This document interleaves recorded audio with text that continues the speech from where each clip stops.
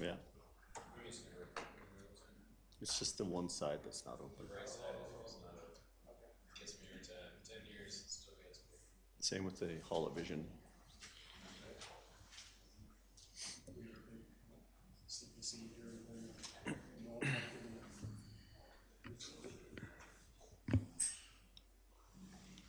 Patrick, did you see me in the audience? Yeah, I want to ask you. He didn't see me, he didn't know I was here. Live? All right. Good evening, everyone. Call the meeting to order. April 22nd regular council meeting. As per usual, the first item on our agenda is our agenda. I need a motion to adopt the agenda. Councillor Nagel. That we adopt the agenda, but I would move that we amend the agenda to defer item 5A from the request of Councillor McFadden, who is sick, but is very interested in this item in particular. Okay, so that would be no 5A? Yes. Okay. Councillor Fideco? I absolutely agree with that. Thank you, Councillor Nagel, for bringing that up. I support your motion. Councillor Reid? And just a question of clarity, why are we tabling that? Councillor Nagel? I'm just passing on a request from Councillor McFadden. I don't really have an explanation as to why. But she's sick and asked if we could please move this one. I'm just curious because we've had 2 kicks at this can already. I'm just wondering why we wouldn't, I mean, with all due respect to Councillor McFadden, we've had 2 chances to speak to this already. Just curious why are we holding this up? It's council's prerogative to vote in favor of the item being moved or keeping it on the agenda. So at this point, it's up to council. So we're just tabling it because she's sick. So I don't mean to belabor the point. I mean, it's not a hill to die on. I'm just trying to understand why. Yeah, I don't have a case to be made. It's just a special request that was asked of me since she's sick. Okay, thanks. Councillor Fideco? The reason I support this is because this was Councillor McFadden's notice of motion. And I think we all owe each other respect sitting around this table to bring forward. If you want to bring forward a notice of motion, then I think it's up to you to bring it forward. And if you're not here, then I think it just shows respect of all council members to perhaps just say, yeah, we'll wait for that council member to be here. And I mean, honestly, I don't know anybody around this table who should object to that, especially if it's their if it's their notice of motion. Honestly, I just don't know why you would object to it. If you would like to speak to that, then please go ahead. Councillor Reid? I wasn't getting that emotional about it. It wasn't a hill to die on. I just want a clarification. Is this in fact a notice of motion from Councillor McFadden? Does administration address that? Ms. Lowe?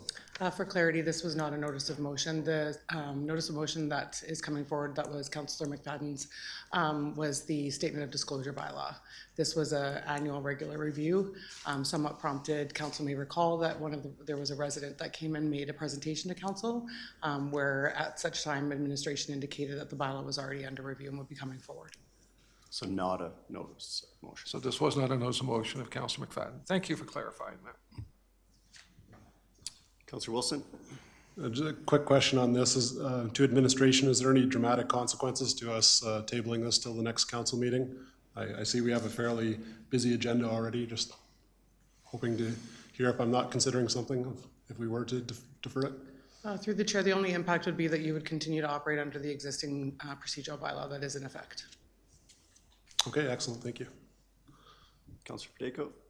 Apologize. I thought it was Councillor McFadden's notice of motion, which obviously it wasn't. Though I think she suggested many points of the notice, notice of motion that's available to us as procedural bylaw. I would ask that we wait for a full council agenda or council, I guess, representation that could be here. So anyways, yeah, you can proceed or you cannot, but I don't actually see anything wrong with us pausing this as it is. Yeah, again, I guess council just need to be aware we have some heavy agendas coming up. We are 7, we don't pause our workload for one when we're sick. That's why there's 7 of us. But I mean, again, as Councillor Reed has pointed out, I don't think this is a hill to die on. I just don't think we should be complaining when we have a longer agenda down the road. But anyways, we've spent enough time on that item, I think. I'll call the question. All those in favor of deferring or adopting the agenda as amended? Those opposed? Councillor Reed. Thank you. Okay, agenda, no 5A. Minutes.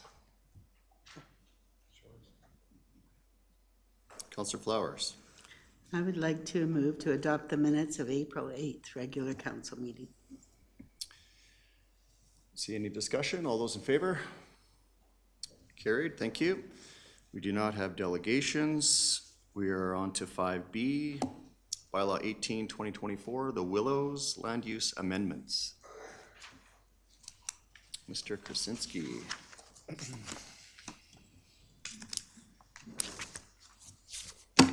Perfect. Okay. Good evening, Mayor and members of Council.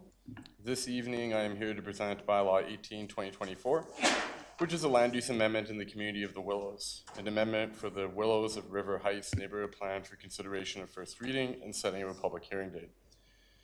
Although these are two separate files and they're reflected by the same different reports, they are presented together this evening as they are both interrelated. Administration will be asking Council to vote on each of the recommendations separately at the conclusion of the presentation. These applications include neighborhood plan amendments and amendments to the land use in Land Use Bylaw 012022. These decisions will go on to inform subdivision development permit and building permit applications.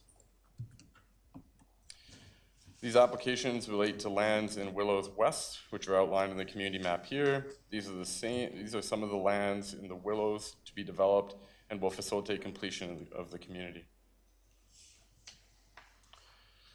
Bylaw 18/2024 is proposing to assign new land use to this area in response to current market and environmental conditions.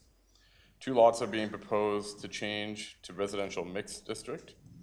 A utility corridor in the west of the subject area is proposed to change from urban holdings to community service. A section of land in the center of the plan area is proposed to change from transition to residential mixed zoning from residential medium zoning. A small area to the north is proposed to change from residential mix to parks and recreation. And an area in the east is proposed to change from residential mix to parks and recreation. The community services parcel in the center of the plan area is intended to be designated as environmental reserve through the Willows neighborhood plan. At the end of the time of writing of the plan, it contained a class 4 wetland. Because of changing conditions, the wetland is drying up and is now being proposed as medium density residential housing, which includes affordable housing units as defined by the Canada Mortgage and Housing Corporation. And that is this parcel here. In order to proceed with any development on the lands that contain a former wetland, Water Act approval from Alberta Environment must be obtained. The province granted approval to infill the subject wetland for the purpose of residential development on May 18, 2023. The approval was informed by a wetland assessment and impact report that was prepared for the applicant in 2022, which assessed potential impact to the wetland as a result of the development in Willows West and described mitigation actions. As the land uses being proposed are no longer in alignment with the Willows of River Heights neighborhood plan, there are also amendments being proposed to that plan. The proposed neighborhood plan amendments will update maps, figures, and text within the plan to reference the new land uses, and will also amend all text and figures to remove references to retaining the former wetland, which has now received provincial approval to be infilled. The amendments also include adding park concepts as an appendix to the plan, which will provide more assurance as to how the parks will be developed in the plan area.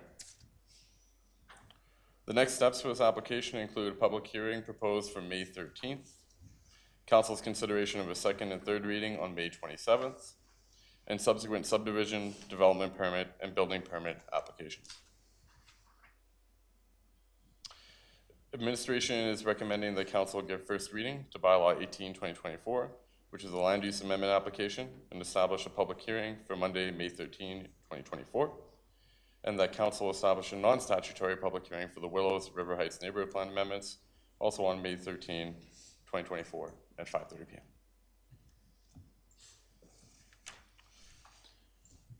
All right, thank you for your presentation, Councillor Flowers.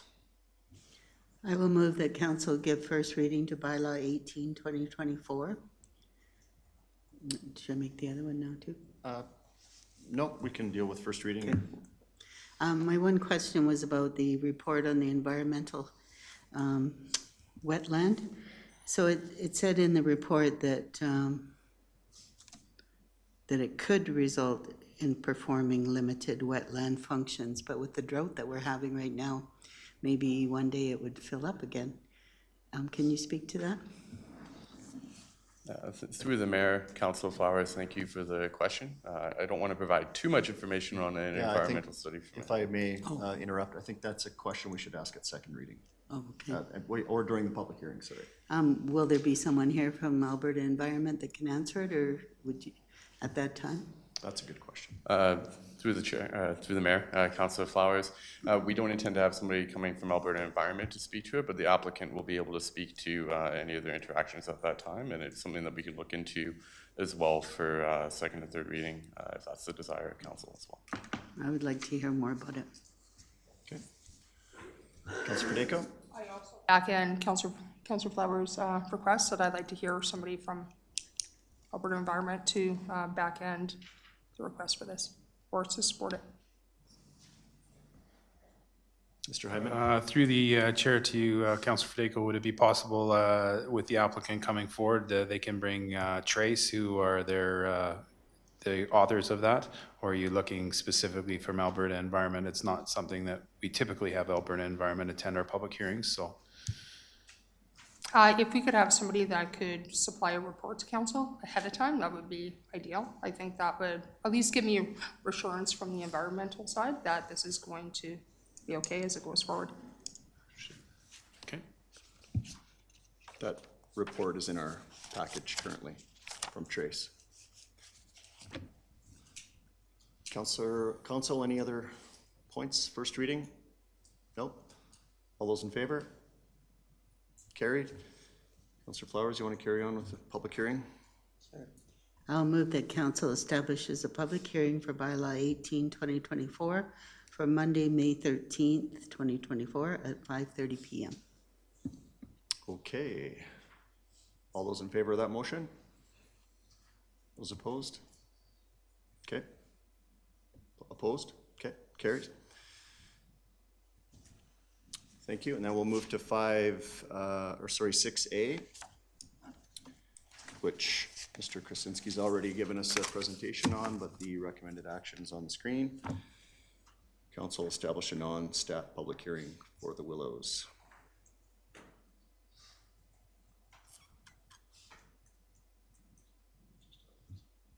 Just need another motion. Anyone? Councillor Wilson, thank you. Here, yeah. I'll move, we're on to 6A now, it looks Yes. like. I'm just looking for where Yep. to read it from, but 6A, that council establish a non-statutory public hearing for the Willows of River Heights Neighborhood Plan Amendment for Monday, May 13th at 5:30 p.m. Okay, thank you for that. Call the question. All those in favor? Those opposed? Okay, that carries. And that takes us to 6B, but we'll take a 5-minute break, 2-minute break. How many minutes? 3-minute break. 5:47 we'll come back. The next presentation has some IT issues that we need to resolve or connect.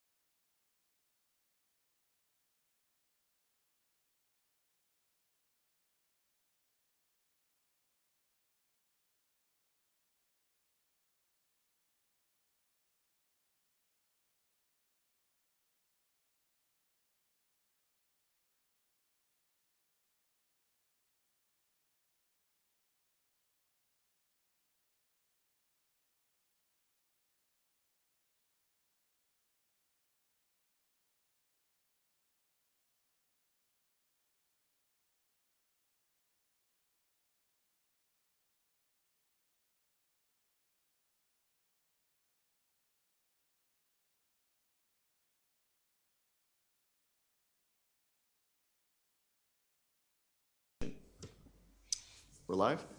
Okay, welcome back. A minute early. Mr. Derricott. Good evening, Mayor, Council.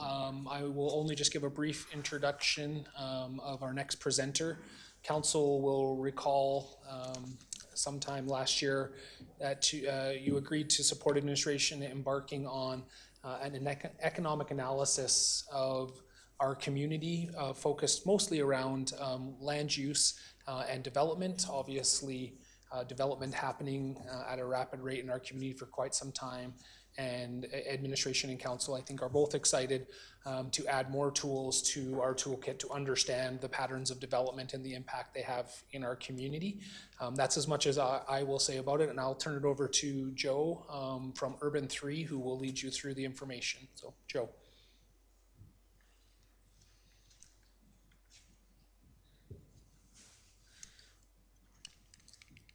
Mayor, councilors, thank you for allowing us to do this analysis in your community. Your staff has been awesome to work with. This has been a lot of fun doing this. It's great doing work up in Canada, coming up from the States. It's a little crazy down there. So thank you. We're not going to get into that today. You know, I do a lot of work in economic analysis, and for every community, if there's any takeaway, I'm going to go ahead and put my lesson up front. If you view your place like you view yourself, like I view myself. I have a DNA in me. This is how I started life when I had hair, and my mom put a barrette in my hair. I was 3 months old, and this is my path. I'm going to be Papa, whether I like it or not, or more importantly, I'm going to be this guy again when I had hair. I'm genetically Italian. I can't change that. You'll see by how much I use my hands when I talk. But we also suffer from a genetic predisposition to heart disease in my family. So that's a reality that I have to deal with. Every community that I go to, I always ask this question: who are you going to be when you grow up? What city are you looking to, like your grandparents, to understand the heart attacks that they had? Are you looking at Calgary and maybe talking to them and say, what would you choose to do differently? A lot of what you're dealing with from a housing perspective were them making a choice about housing and putting in constraints on impact fees, which shifted the housing market out into the satellites around them because it was easier to do housing out here. So you're seeing those effects because of people making choices. The same way I like to eat pizza. I love pizza. I can't do it every day, although I'd love to. When I was 20, I could do that. But now that I'm in my 50s, I can't. So just, again, have a model of a place. I live in this town now. This is Asheville, North Carolina. This is a town that suffered a really odd fate, that it essentially mothballed itself. This is a shot from the 1990s. We essentially became a big city and then walked away from that. We developed this attitude that we weren't a city. We were a rural mountain place, even though we had the trappings of what a city was. In the 1930s, we built a great place, and then we just mothballed it. I worked for this guy's real estate development company. This is Julian Price.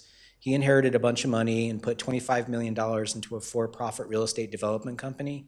So our job was essentially starting businesses and fixing buildings. So taking a building like this that was the old Asheville Hotel and stripping off the metal and making apartments. These are 400 to 500 square foot apartments. The banks told us this would never work. There's no market for 400 to 500 square foot apartments. We knew that a city is full of diverse choices, and we knew that there'd probably be 28 people that would want to have a 400 square foot apartment. And sure enough, we were right. This was 99% leased up ever since. And we found our role, even though we're doing real estate development, we found our role in cooperation of talking with folks in the community, and particularly our city councilors and our mayor, to understand what their role is and why we're in this together. If you look up the word incorporate in the Oxford American Dictionary, it says to constitute a company, a city, or other organization as a legal corporation. So by law, you're a board of directors and a CEO of a multi-billion-dollar corporation, the same way that my city council is in Asheville. In fact, in the states, it's the city is incorporated, the county, which is our regional body, is incorporated, our states are incorporated, and so is our country. When Joe Biden was vice president, he said this on the Stephen Colbert Show: the United States is the largest corporation in the world. And I'm such a nerd, I went and looked it up. There's the code on the bottom of the slide for the attorney if you want to take a look at that. But this is the way that our government operates. It's not to say that you're a capitalist corporation. We're a social corporation. You have to pay for things. So my city is $14 billion of taxable value, which is 7 times the value of Ted Turner. So is Ted Turner going to take a look at Facebook to make all of his decisions? Of course not. He's going to be looking at a balance sheet. He's going to be understanding things. He's going to take that public information in, but ultimately it has to keep score through the finances. So if we're going to have a discussion about what's going on in our community, let's bring some data into the conversation to start to even it out, to understand what we're building here. So my city, there's a lot of crazy things that happen in the states, but our state made it illegal for my city to annex land. So the city is essentially a functioning corporation on a fixed land asset. Those acres that we have are all the acres that we have. And if you ever talk to a farmer's always talking in economic terms. What's the crop yield per acre, the labor per acre, the water per acre? A city is no different. You should understand the economics of how that hectare works. So this is one of the buildings that we rehabbed. Ground floor retail, second floor office, upper story residential. The city did the streetscape, so the city did the lead on this. So thank you, city, for the garbage can, the bike rack, 2 benches and a street tree. That is an investment at our front door. We didn't do that. But we took the taxable value from $300,000 to $11 million. So what the county got, or the city got, actually the county too, in its public purse, is the taxes grew by 3,500%. That's incredible wealth return to our community. But there are biases on how people look at this. In fact, people pushed back at me. They're like, well, Joe, that's cute. That's $11 million. We've got this Walmart over here at $20 million. And if you look at it at that level of total value, it's like, yeah, that's double the value, but it took 34 acres of my farm to make that happen. So if we talk gross real estate value, you're missing the productivity side of it. So rather than total value, this is the tax yield per acre. We're producing 100 times more property taxes to the city and county, double the sales taxes, which go mostly to the state, a lot more residents, obviously, and more jobs. So when you stack it up side by side, you see the potency of those old downtowns that we used to build in communities all across both your country and ours. I want you to realize I just went through a lot of math here, and it's not that complex. It's basically 5th grade division. We're dividing the productivity, the revenue into the land as a unit. And we all do this. When we talk about cars, we don't talk about cars on miles per tank, let's say, or kilometers per tank. We'd all be driving Ford F-150s. You understand how silly that sounds because we all know that tanks are different sizes. Well, so is real estate. So rather than miles per tank, we should be saying miles per gallon in the States or kilometers per liter. And we should all be driving BMW Asettas at 70 miles per gallon. That's more efficient than a Prius. It's also more dangerous. It's a crazy little car. But anyway, putting that aside, I'm just being cute with an analogy to know that we swim in this information all the time, and I'm just asking to take that language into land development. So if you look at, counties in the states are basically regions for you all. For every $1 of property taxes to our county that we pay in the city, or to the county in single family, the brother or sister in the city single family is paying about 5 times that to the same county. Here's the Walmart, there's the mall. This is a 2-story building, a 3-story building, and a 6-story building. So I'm not talking skyscrapers here. As you stack stories, you're stacking your potency. As you mix your uses, green is mixed use, you start to increase your value as well. When I first started doing this stuff about 10 years ago, people always thought that I just had some axe to grind on Walmart. Again, it's not about that.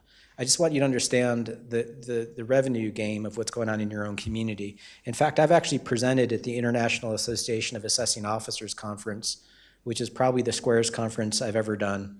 But this guy got up and did this amazing presentation on how cheap Walmarts are to 3,000 assessors. Let that wash over you for a second. He's basically making the case for paying low taxes. That's really efficient. One meeting, 3,000 assessors, he's getting all of his property tax bills lowered.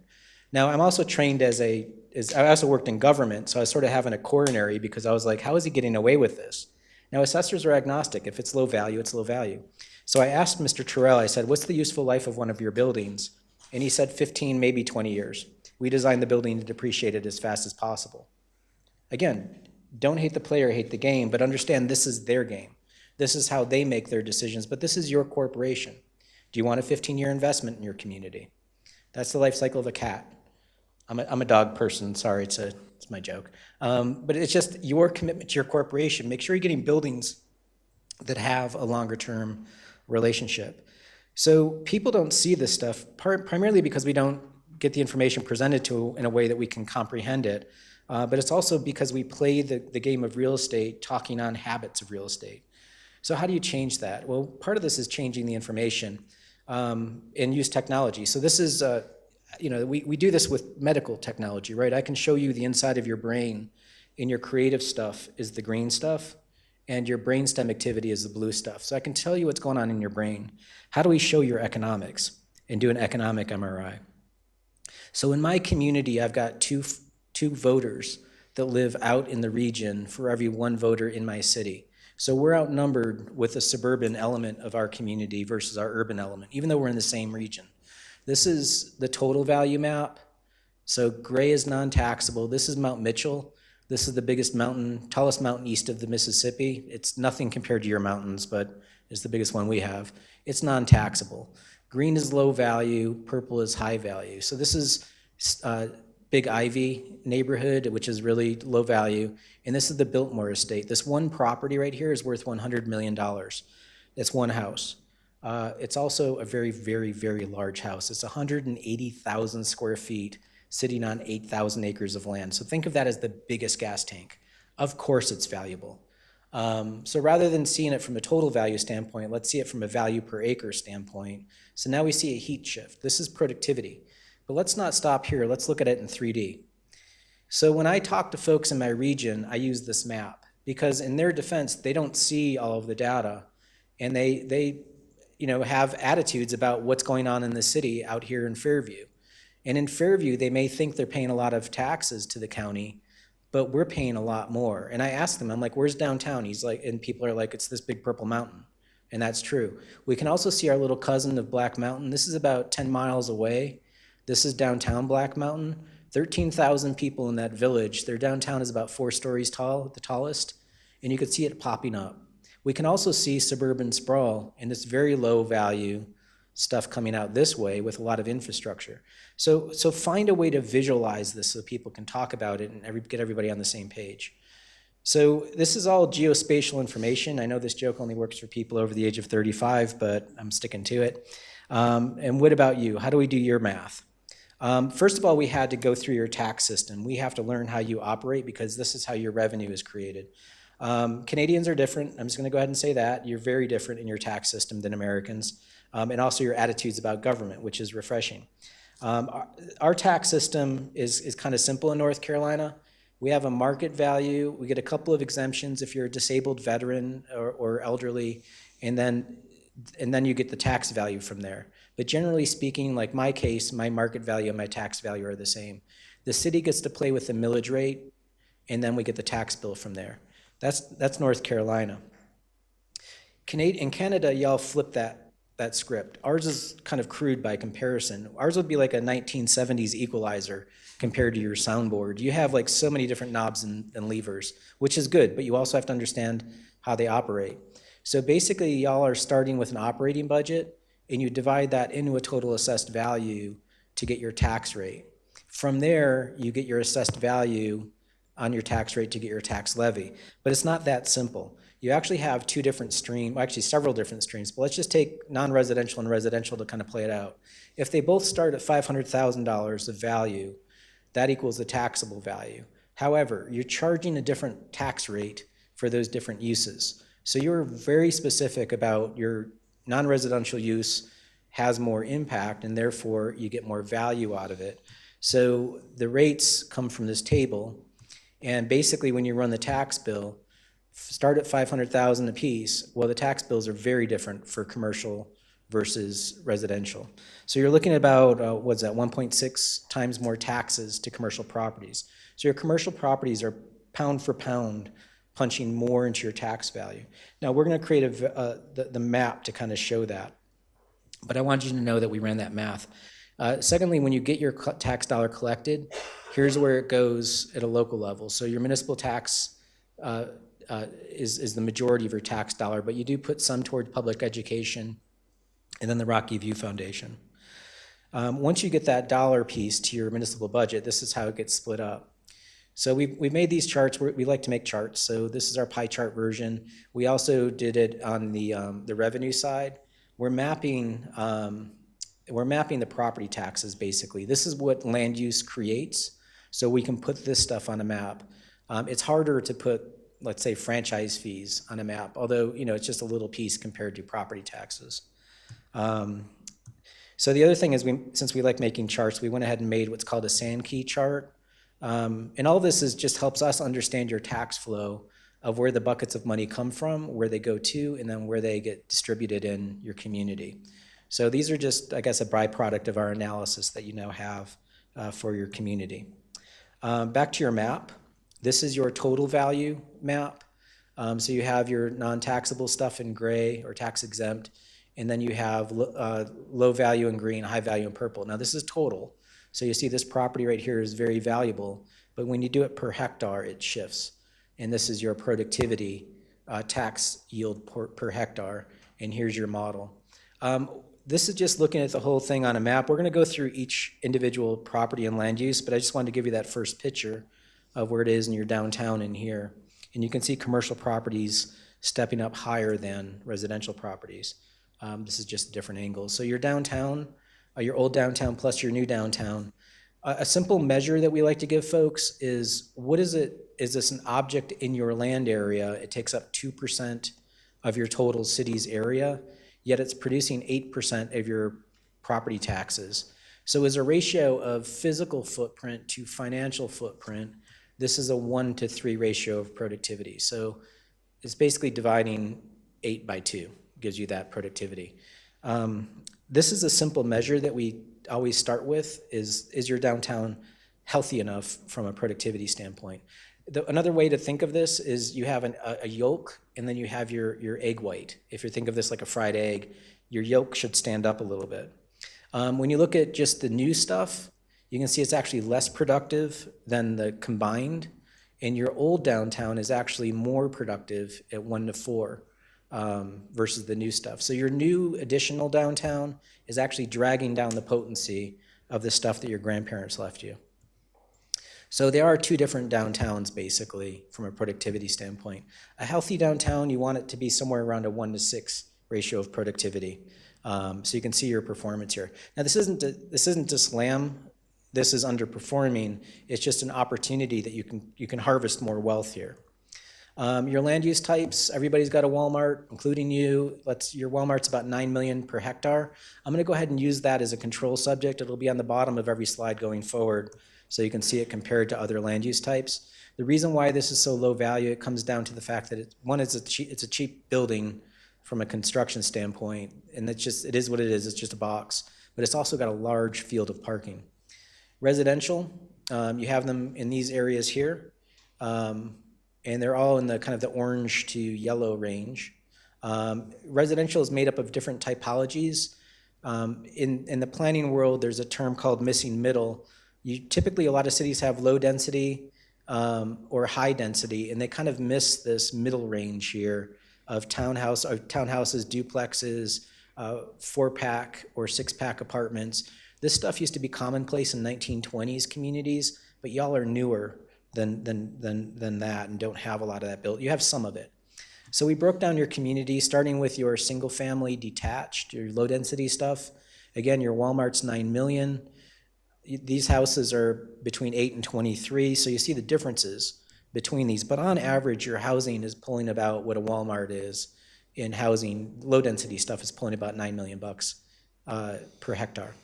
When you get into your middle density or gentle density stuff, you're talking duplexes, smaller multifamily.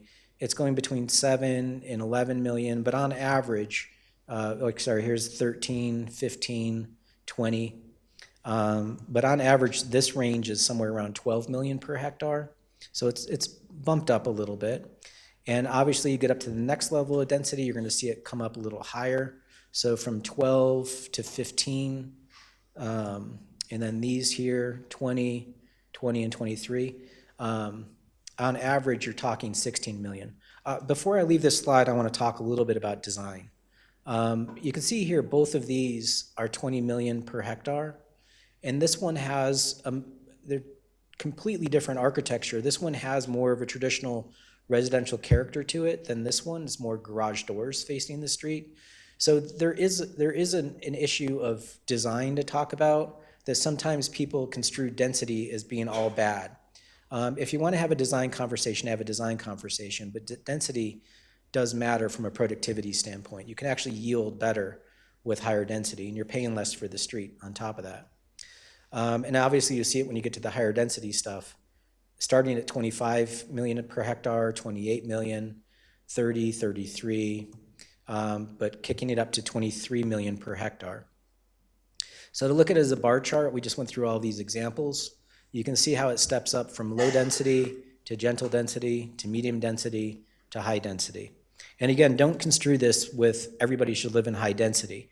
It's just you want to have a healthy mix of all of this stuff in your community, but realize what's producing the biggest bang for the buck is the higher density stuff. I will say, just to be honest, we were confused by Heartland and with the TV show as well, but this is a real development that's not necessarily equestrian, but it's in your community. From residential to commercial, back to the boxes, side by side, Canadian Tire is 12 million per hectare versus Walmart. And you could really see from the sky how much larger that parking lot is, and that's going to dilute the value versus Canadian Tire. But these are two boxes. Before I leave the Walmart for a second, we did Bentonville, Arkansas, home to Walmart. Now y'all are telling me this is a Walmart in the downtown, right? So Bentonville actually does have a Walmart in the downtown, and it's right there. So this is the main square downtown. This is the original first Walmart right there. And just down the street, they built a modern Walmart, and this is what it looks like from the sidewalk. So if they're willing to do this in their downtown, it's your community. You should demand that they do something similar here. I know it's a little too late now, but that's 15 million per hectare versus your 9 million per hectare Walmart. And that Walmart also has a parking garage, and they went ahead and built. So here's the Walmart, there's the parking garage with solar panels on the roof. They built this mixed-use building around the whole thing, and that's pulling 33 million per hectare. So back to design. This is a design opportunity that you can have going forward with folks, and it's your community. Other commercial products, we grabbed your Tims, 7 million. The Nissan's 9 million.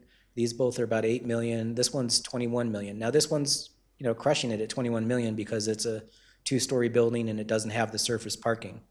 So when people have parking, it's essentially a way to dilute the value of the property, and that's a trade-off.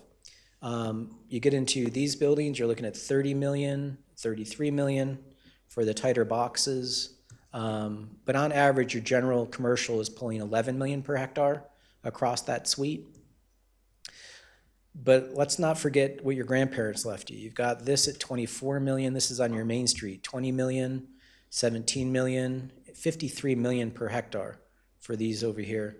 I mean, these folks deserve a big hug. That's incredible value in your community. And this one down here at 21 million. So this potency is a lesson in your own community. Your main street's pulling about 20 million per hectare. And again, to chart this out, your commercial's averaging 11. Your main street is giving you this incredible lesson of almost double that in your community. Now on to mixed use. This stuff, is now we're getting potent at 11 million, 25 million with this retail with residential above. But on average, your mixed use is pulling 18 million per hectare, which is good that you have these examples so you can build from this, that you've been able to get some of this working in your community. But back to your grandparents. Realize that people were building urban main streets in 1904 back in your community, and they had the wherewithal to have a long view of the place that they were building and the value that they'd leave. This is a 19 million an acre or per hectare building. And this is a great lesson in your community. And you think about your main street and what it looked like back then with these buildings that they left for you. And I like to joke that they had horse technology and they're leaving you urbanism, basically. But they left you this incredible gift that's giving you yield 100 years later in this kind of productivity. So just to show a couple of comparisons back to the Rocky View Hotel. On the left is the footprint of the Rocky View Hotel at the same scale as the Walmart to show how little land that takes up and produces $2.5 million of value.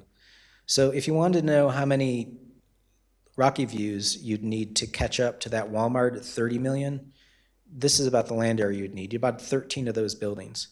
So if you think of your land as sacred, that we've only got one chance to use this earth, you could have used half the area of the Walmart to produce the same value, if that makes sense.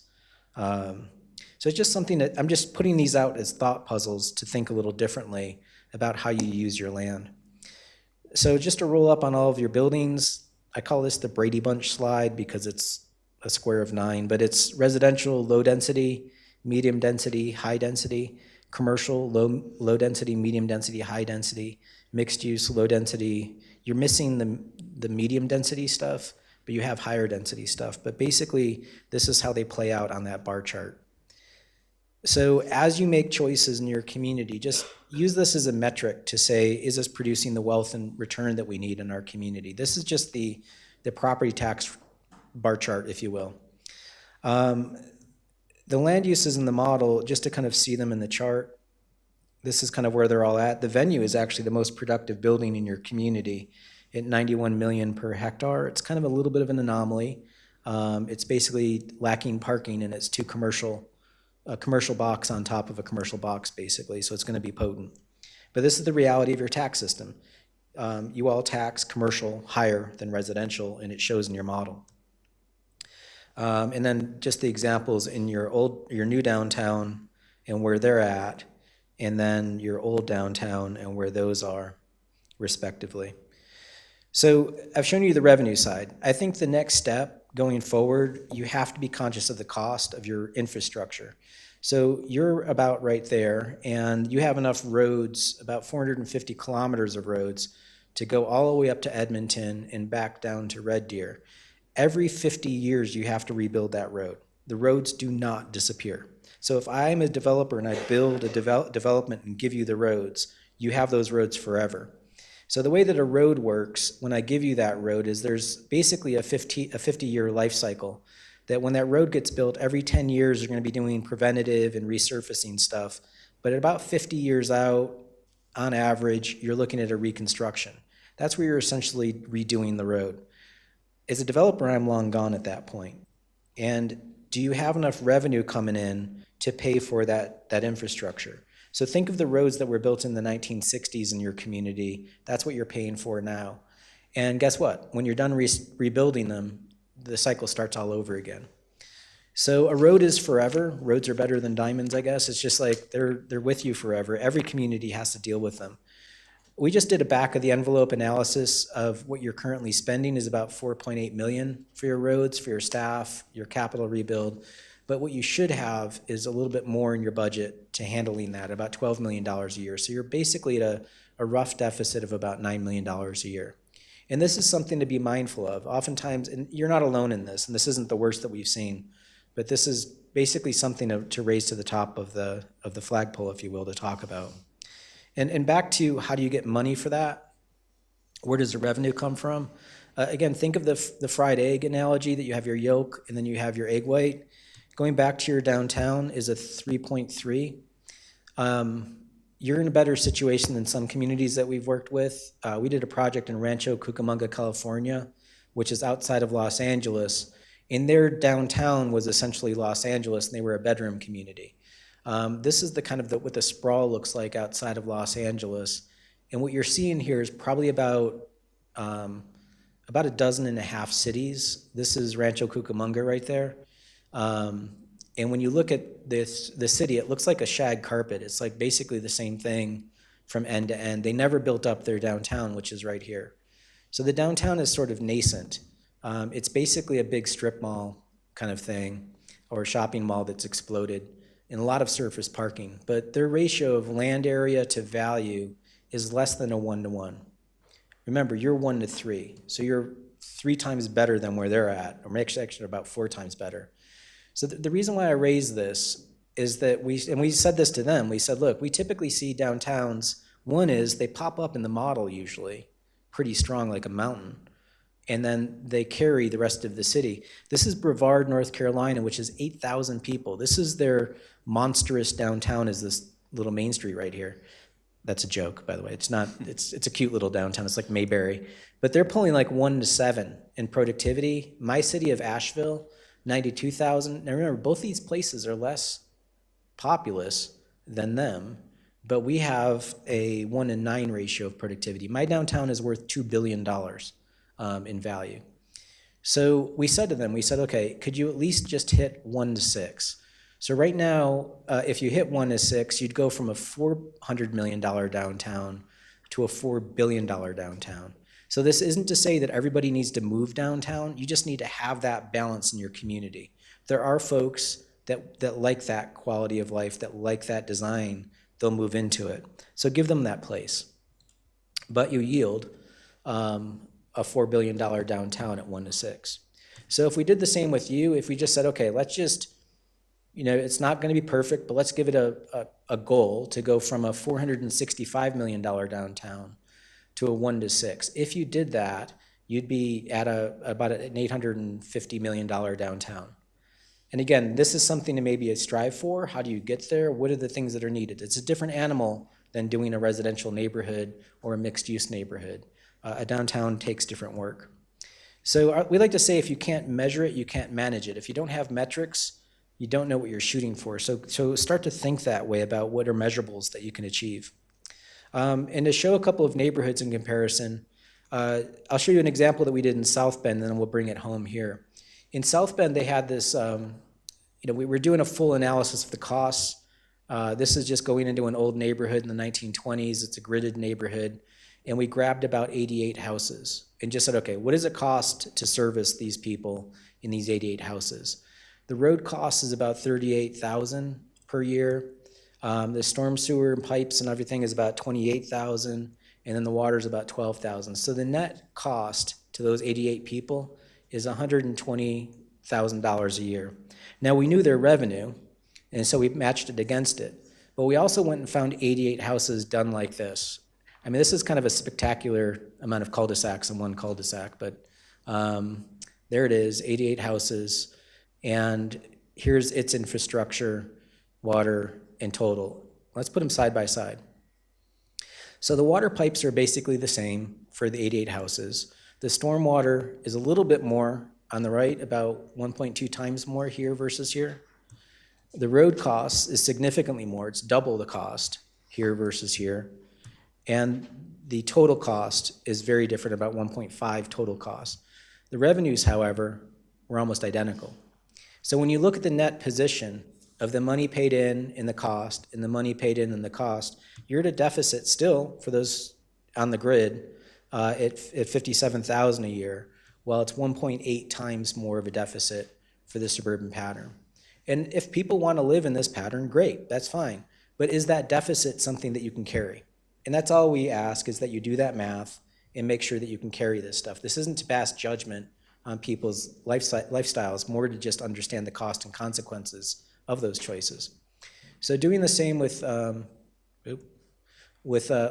your community, we grabbed Glen Eagles and Sunset Ridge and just basically did a little simple analytic on them.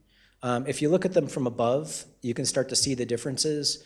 A little bit larger lots, a lot more space between the sections than up here. It's a little bit more dense up here, but mostly single family and single family neighborhoods. And those images are to the same scale, by the way.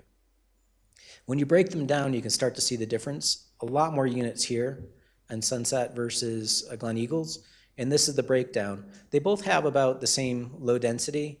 There's a lot more, well, obviously there's medium density mixed into Sunset Ridge that you don't have in Glen Eagles. So to break them down from a land consumption standpoint, it's about the same land area, 200 acres versus 200 acres. When you look at the value, a lot more, significant more value here. This is about half the value in Glen Eagles.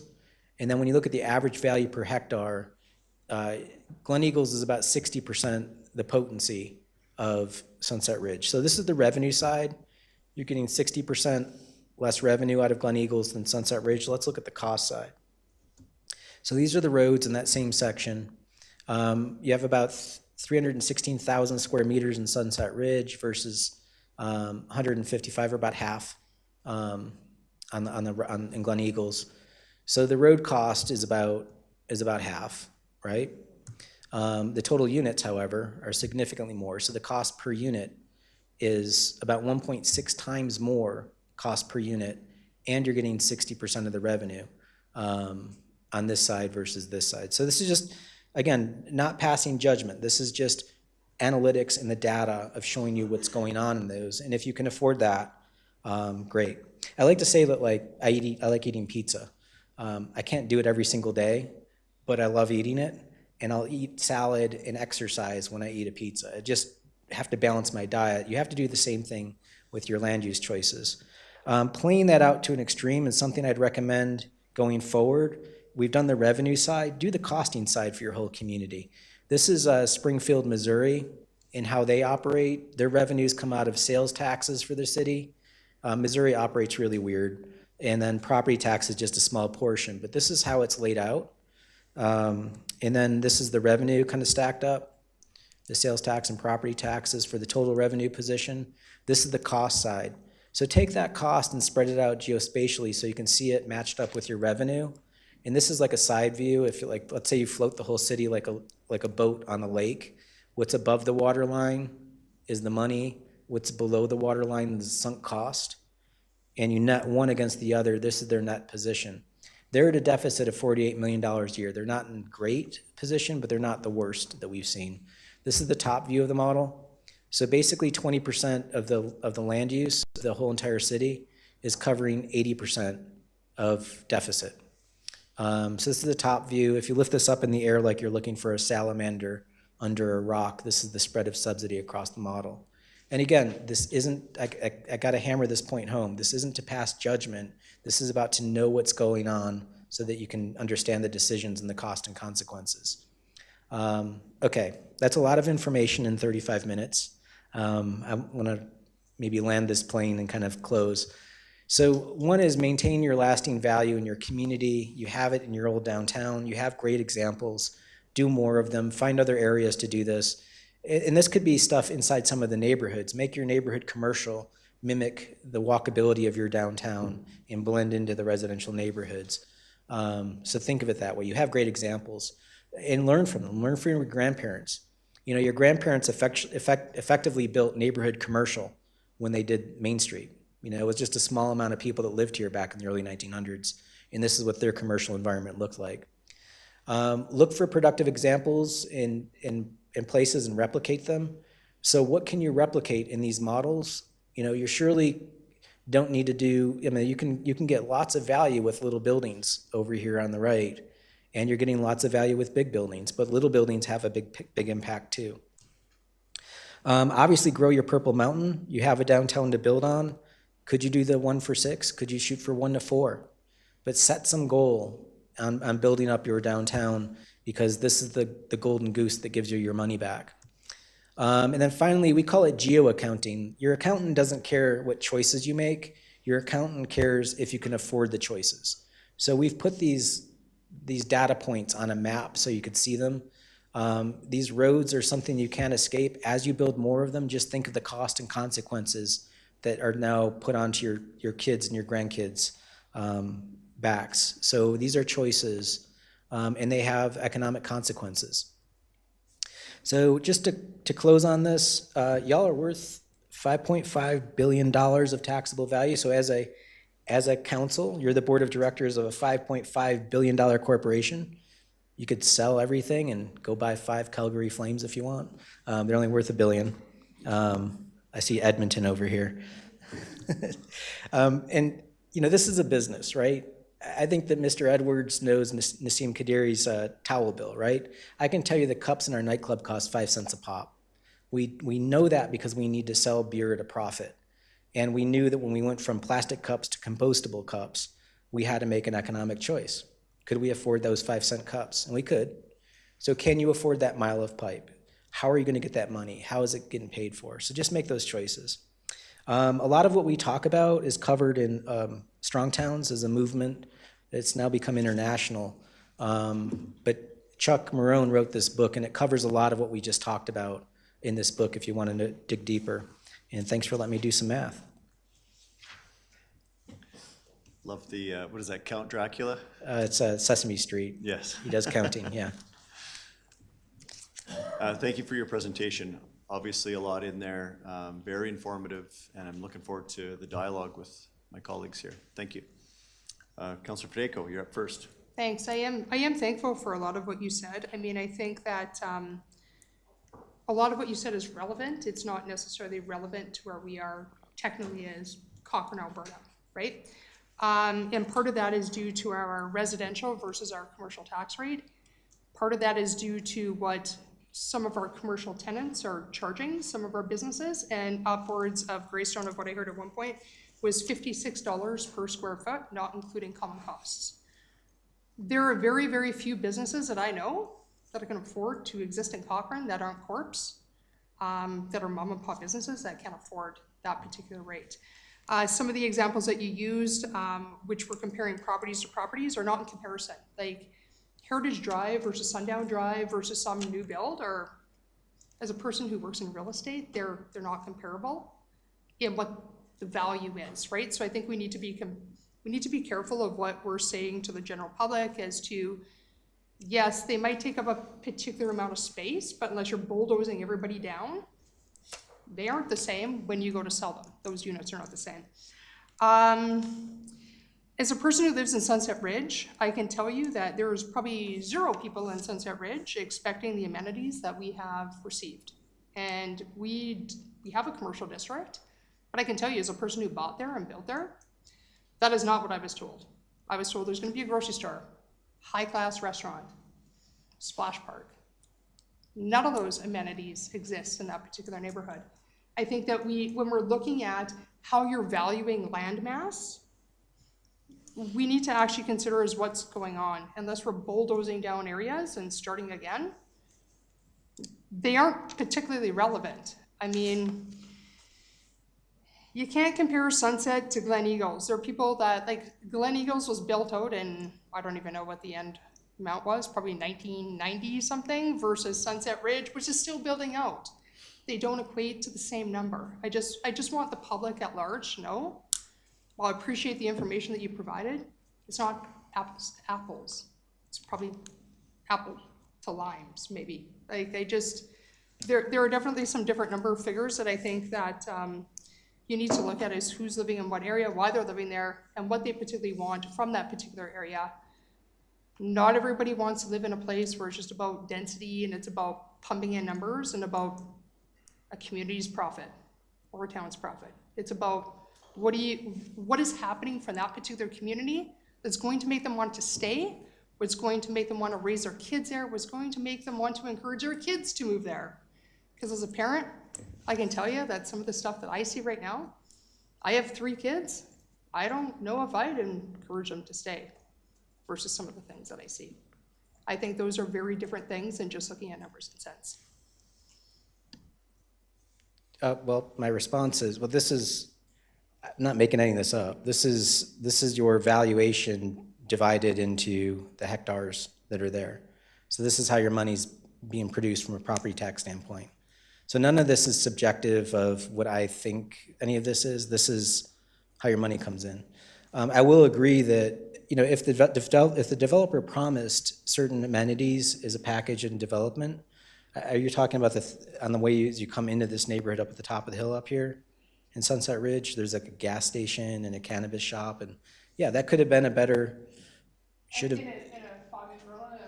Yeah, else exists up there. Like there's lots of things, and I'm not shooting down those businesses. They're valuable to our town, but at this point, I would like to say that it wasn't what I was promised as a resident. Right? As a resident, I was promised a co-op. I was promised a Moxie's or whatever, but that's not what exists. And if I didn't move there, and if I didn't know that, I probably wouldn't have built there. Yeah, I wasn't here for that, you know, and I would agree with you. There's things that are, you know, part of this is there's going to be bumps and bruises along the way. What can be done better? I was commenting earlier on the back of the Canadian Tire.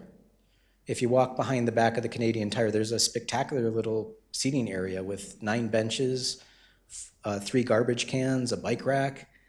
I don't think anybody would ever go and hang out there.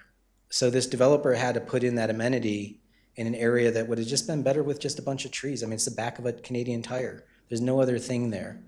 So these are all choices that were probably well-intended that just kind of missed the mark. I don't know what happened at the mixed-use development up the street. It could have added more value. What I'm hoping is that this is the revenue model of what your community looks like from a tax production standpoint. I pay a triple net lease. I pay for my taxes and other things that the property owner has. I know as a business that it's hard to carry those extra costs, but that's the way that your tax system is set up, that commercial properties carry more. And this is maybe a conversation more from a residential standpoint to be aware of those extra burdens that businesses have to carry. Does that make sense?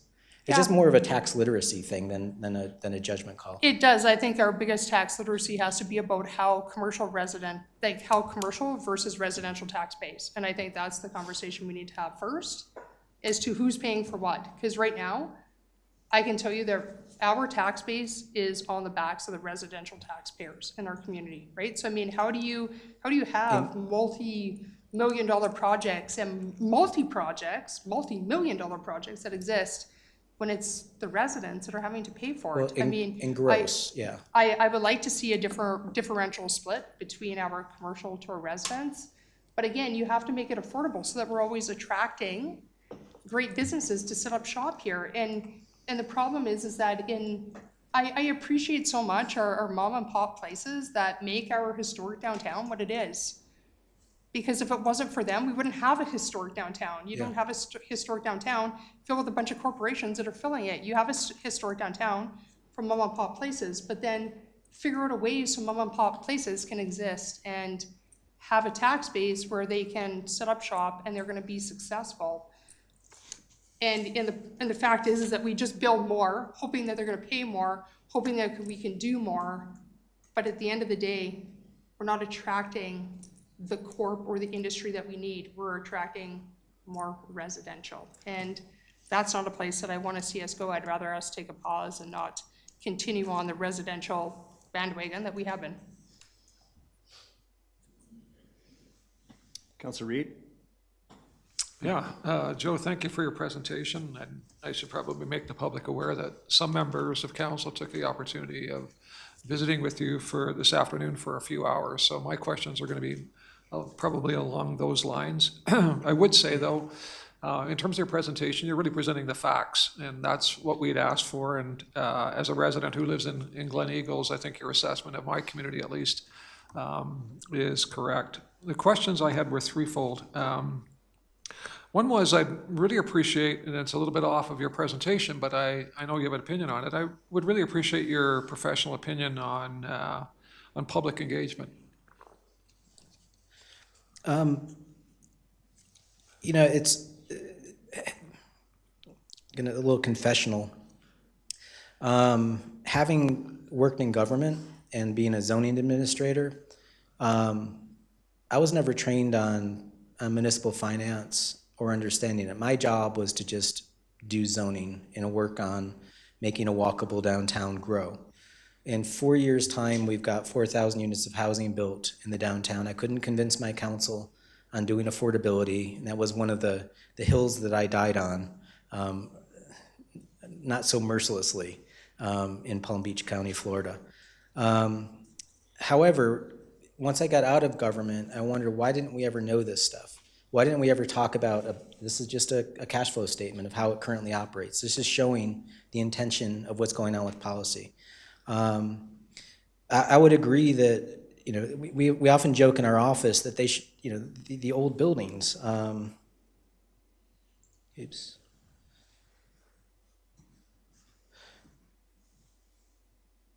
let's see. The buildings built by your great-grandparents, what if they just got a tax holiday? They've contributed for 100 years. Give them a 10-year break.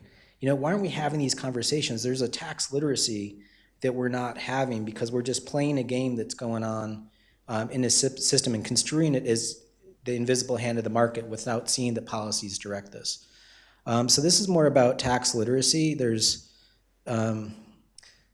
We're all entitled to our opinions on this stuff, but at the end of the day, there's brass taxes about that's what they're all paying. I don't like that there's small mom and pop shops doing that. Give them a tax break. You can design that.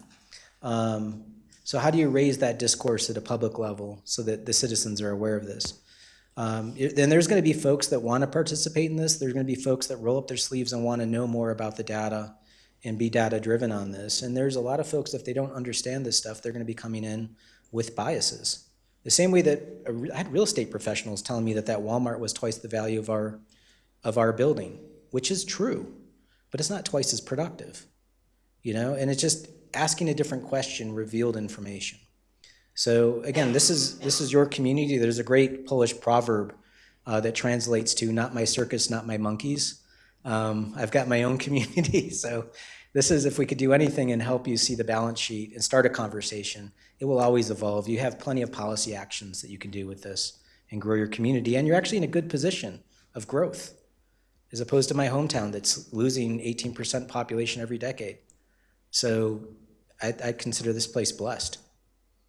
Now, how do you grow with it and leverage that growth is your community conversation going forward.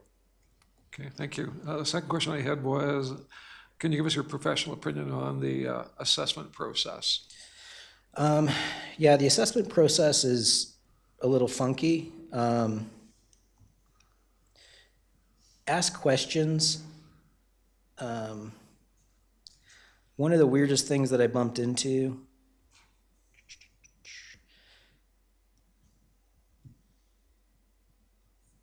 is you want to talk to your assessor and find out what those processes are for which knobs and levers turn the value of property. So let's see.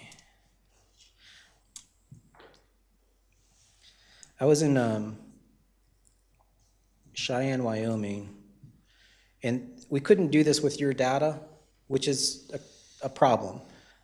So I think this is worth the conversation. We typically do this for all of our clients, where we strip off all of the buildings. This is just the land value per acre in Cheyenne, Wyoming. If you look at this neighborhood up here, you can see how everybody's light blue. So the value per acre of dirt is all the same. That's how you'd expect in the residential real estate world that it operate. Everybody's dirt's the same value because there's no buildings here. Remember, I turned that off. But right away, you start to see some weird stuff over here. This is telling me that there's human error, there's policy error, or something. You shouldn't have this dramatic a change in one neighborhood. But we knew that. We knew that the assessors play off of mathematics that's basically come from an Excel spreadsheet world, and they just threw it into a computer. Oftentimes, they don't know.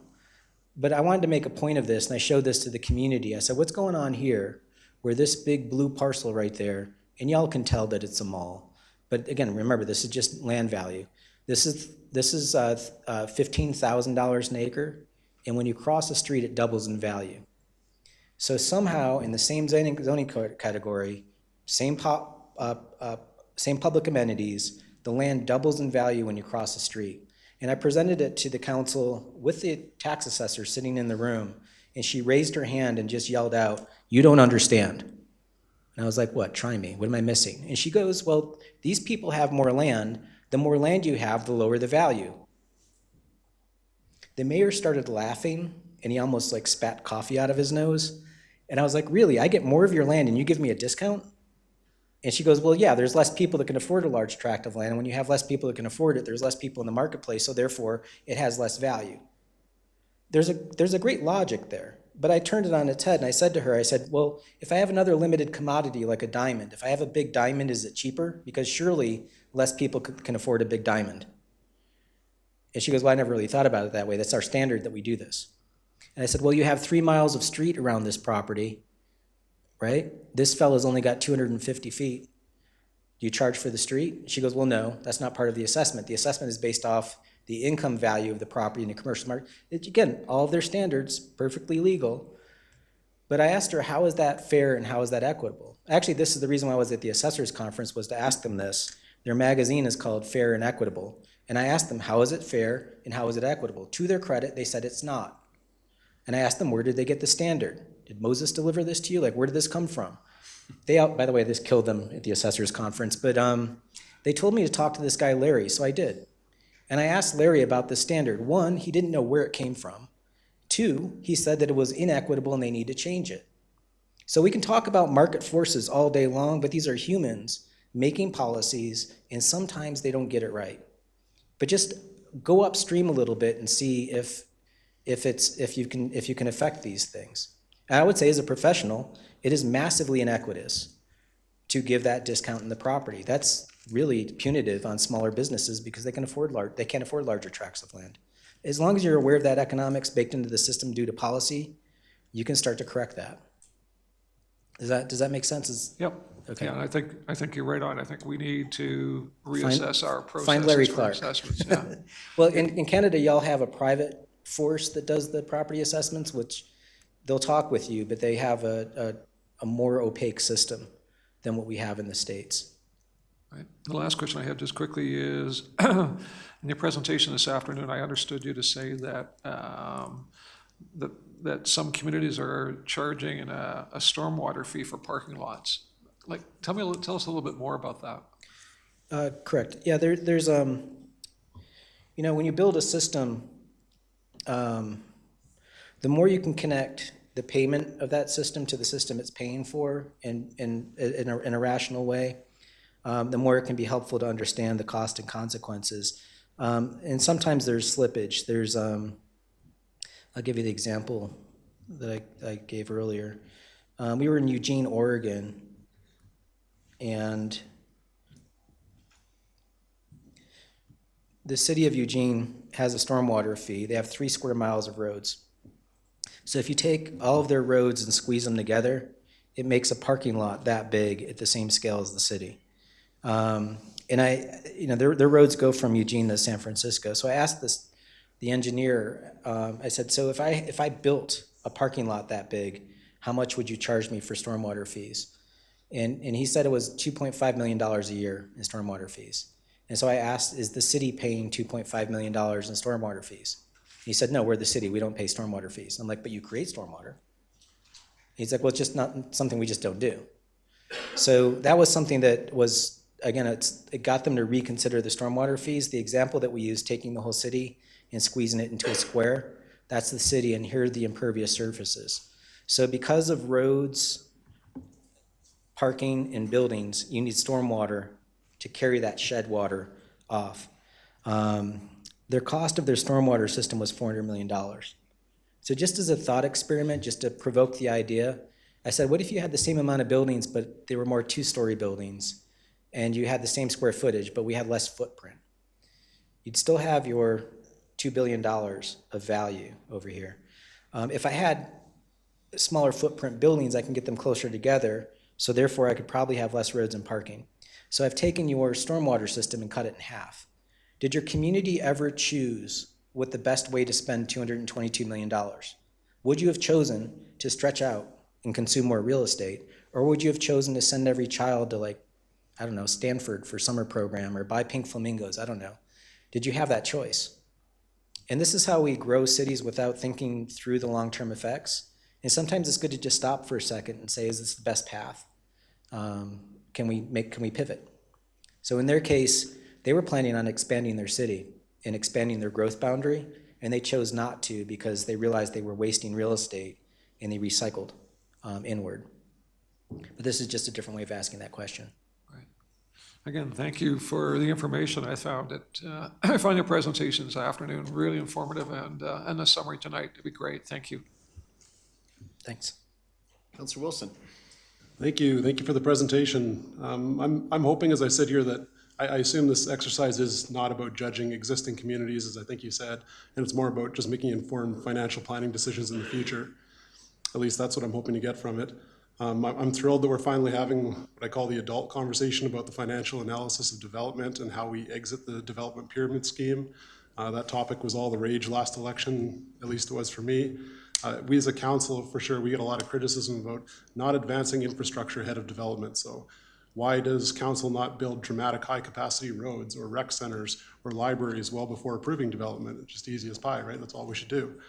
I think this is the hard conversation that actually leads to the results our residents expect. And so I've got 3 questions in this vein. One is, I know the main, sorry, I'm echoing here.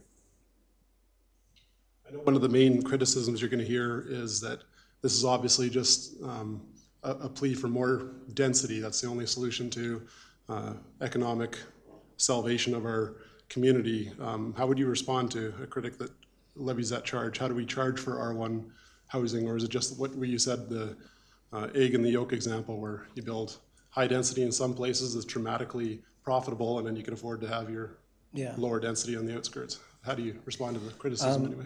You know, there's I've been criticized lots of times about you just want to have big buildings everywhere. It's part of the reason why we show, well, in this case, what's up on the screen right now are 2- and 3-story buildings that are massively potent. It's more about doing the math and staring at the results with as much humility and open-mindedness as you can. And setting aside any of the biases that we bring to the table, even as professionals and practitioners, to just say, is this information giving us a new perspective? I never thought about the cost of a curb before, you know? So let's have that conversation and realize that there's hard, cold truths that you all have to deal with on an annual basis, that no one handed you those documents while you're running for office, right? And then you won your seat and you're like, I had no idea about the budget and the long-term effects. And you have to explain that to your friends and neighbors in the community. And in defense as a citizen, we've lost the ability to learn civics at a level of understanding this stuff. I found a grade school civics book from 1959 where they talk about the cost of road infrastructure. It's taught in 3rd grade. I wasn't taught that in 3rd grade. You know, I went to grad school and didn't learn that stuff. So, you know, it's in the specialization of cities, we sort of divorced ourselves from the reality of how this all ties together. And if anything, my hope is that this is just a starting place of a conversation, of just giving you a new metric to talk about this. And again, not passing judgment. It doesn't have to be big buildings. It could just be the space between buildings to thicken up and add some new buildings. Does that make sense? In the neighborhoods, yeah, you don't want to have, you can have little neighborhood commercial centers. And what have you learned in this past examples that you can learn from to make sure that you have safeguards before? Did you even know that you could go talk to Walmart and talk to them about a downtown building? Or were you given something by a developer? And, you know, it's probably better than what was there before, but is it the best thing that you could have gotten? You didn't know, or your predecessors didn't know. Okay, thank you. I'll roll my last 2 questions into one. I think it's one big question anyway. I was going to ask, what do we do with this information when we're approving zoning as a council? And then just to go a little further on it, is it possible to get a next level of analysis? I don't know how much we've actually dug into this, but essentially I'm looking to know what's the density break even or the true cost of approving low density subdivisions. I don't know if that's included in your water line graph for that other community that you showed us. This was just a revenue side of the coin. We didn't get into the costing side, but that would be the next step, is like, think of it as a 2-drink minimum. Does the development, is it above or below that line? That's what I'm looking for, yeah. Yeah. And how many ones below the line can you absorb before it becomes a long-term problem? You can get more sophisticated, like the one that you saw in Springfield, Missouri, where we did the full costing and revenue side. They actually have, with that package, they actually have a spreadsheet that any project comes in, it goes through it goes through the analysis to see where it is on that bar chart in their model. So it's like a development evaluator. Oftentimes communities move toward impact fees, but impact fees are fine because you're working with the developer, but you're also driving up costs on that development with the fee. And it's not taking a look at what's going on inside the existing system that may be leaking. So I guess I would say, look at where things are leaking, look at your budget. I'd recommend talking with, I might mention this afternoon, talk with the finance officer for Guelph, Ontario. They do a spectacular job with their long-range financing. And their finance officer is a pistol. So there are communities that have examples, and she'll be more than happy to share her information and how she does things. But they have a reserve account and a growth fund, so that they can handle their growth. Again, it's a different market. It's part of Toronto. metrosphere. They're also a big college town. So just take it with that caveat, but there are lessons you can transfer. Could I ask one more? You just generated one more there. We currently have ASPs coming before us, area structure plans, and I feel like, I'm virtually certain that I have no idea what the financial break-even is when I look at a new community that comes before us. Does your evaluation tool that you're talking about, would that give us some idea of Yeah. when we're approving a new community, is this a net value to our current residents, or is this net insolvent? That would give us that answer? Yeah, you can do that. Wow, okay. Yeah, and as you plan forward, do use this and take this model with your whatever team you work with, and just see this like your surgery team would look at a radiological report. So the professionals will look at this and see if there's a bone broken or if it needs kidney help. It's like this is telling you where your body is right now from a cash flow standpoint. So as you fill in the gaps between all of this stuff, what are the trade-offs and what's going on? So you still have a lot of room to grow in your community, that. But even within this, if you were to just drill into the downtown part, I walked by a lot of surface parking lots in and around downtown. So are there ways to better infill? It's a different type of development in a downtown part, or even in the downtown versus the new downtown. Two totally different animals, even though they're side by side. So you're going to be asking those questions as you grow forward. Just make sure that it's not a one-size-fits-all, that you're looking at how this operates. You wouldn't do the same kind of development out in the neighborhoods. This is a different animal. Okay, thank you very much for your time. Councillor Flowers? Thank you for giving us so many things to think about. Our minds are going to be racing when we go home. We do want to make the best use of our land, but it's clear that you can have big lots and high density, but the higher density pays for the development in the big lots? It depends. It's going to be more efficient on the linear foot of road. So if I have a townhouse that's 15 feet wide, I'm consuming 15 feet of frontage in front of me. Depending on where that townhouse is, if I can walk to work or bicycle to work, I bicycle to work where I live. So my impact in the road infrastructure is extremely light. Now also because I bicycle, I pay very little gas taxes because I'm not using gasoline in the process. But my property tax, my house is a duplex. It's a 1918 house that's been split into a duplex. It's been paying over 100 years in taxes. I'm on 2/10 of an acre. It's tiny, but I'm able to walk to work and cut down my costs on the system. Does that make sense? I think it depends on where it is in the ecosystem of how much infrastructure it uses. But we have to plan for 50 years from now, and when the infrastructure has to be replaced and our next generations have to deal with it. So it's important to consider that as we develop. Yes, ma'am. And there's actually, back to strong towns, one of the things that Chuck does in that book that's pretty eye-opening, he's a professional engineer, and he took like an entire cul-de-sac and just said, I'm going to put 100% of the property taxes into a savings account to see if they can just repave their own road in the future. And there wasn't enough of 100% of taxes to cover it. Wow. So that was pretty mind-blowing when I first saw him do that. And again, cities are more dynamic than that. He was taking it as a static object. You're always, hopefully, adding new residents, growing and changing and evolving. With that comes new revenues, but it also comes new costs. But you're not as static as his example that he used. Does that make sense? Yes. One of the arguments that we hear often is that more density brings more crime. What would you say about that? Show me the data. We've actually had a client tell me that multifamily produces more kids for the school system. And so we ran the analysis, and we found out that single family produces more kids for the school system. It was just pulled the data on it. We had a client tell us that the community felt that multifamily brings down the value of single family. So we ran an analysis. We did a 500-foot buffer around all the multifamily. The average value of single family was $2.1 million an acre inside the buffer. Citywide, it was 2.1 million. It was identical to the rest of the community. So when you hear those biases, run a map, look at the data, see what's going on. You know, the average Walmart consumes more in police services than it pays in property taxes.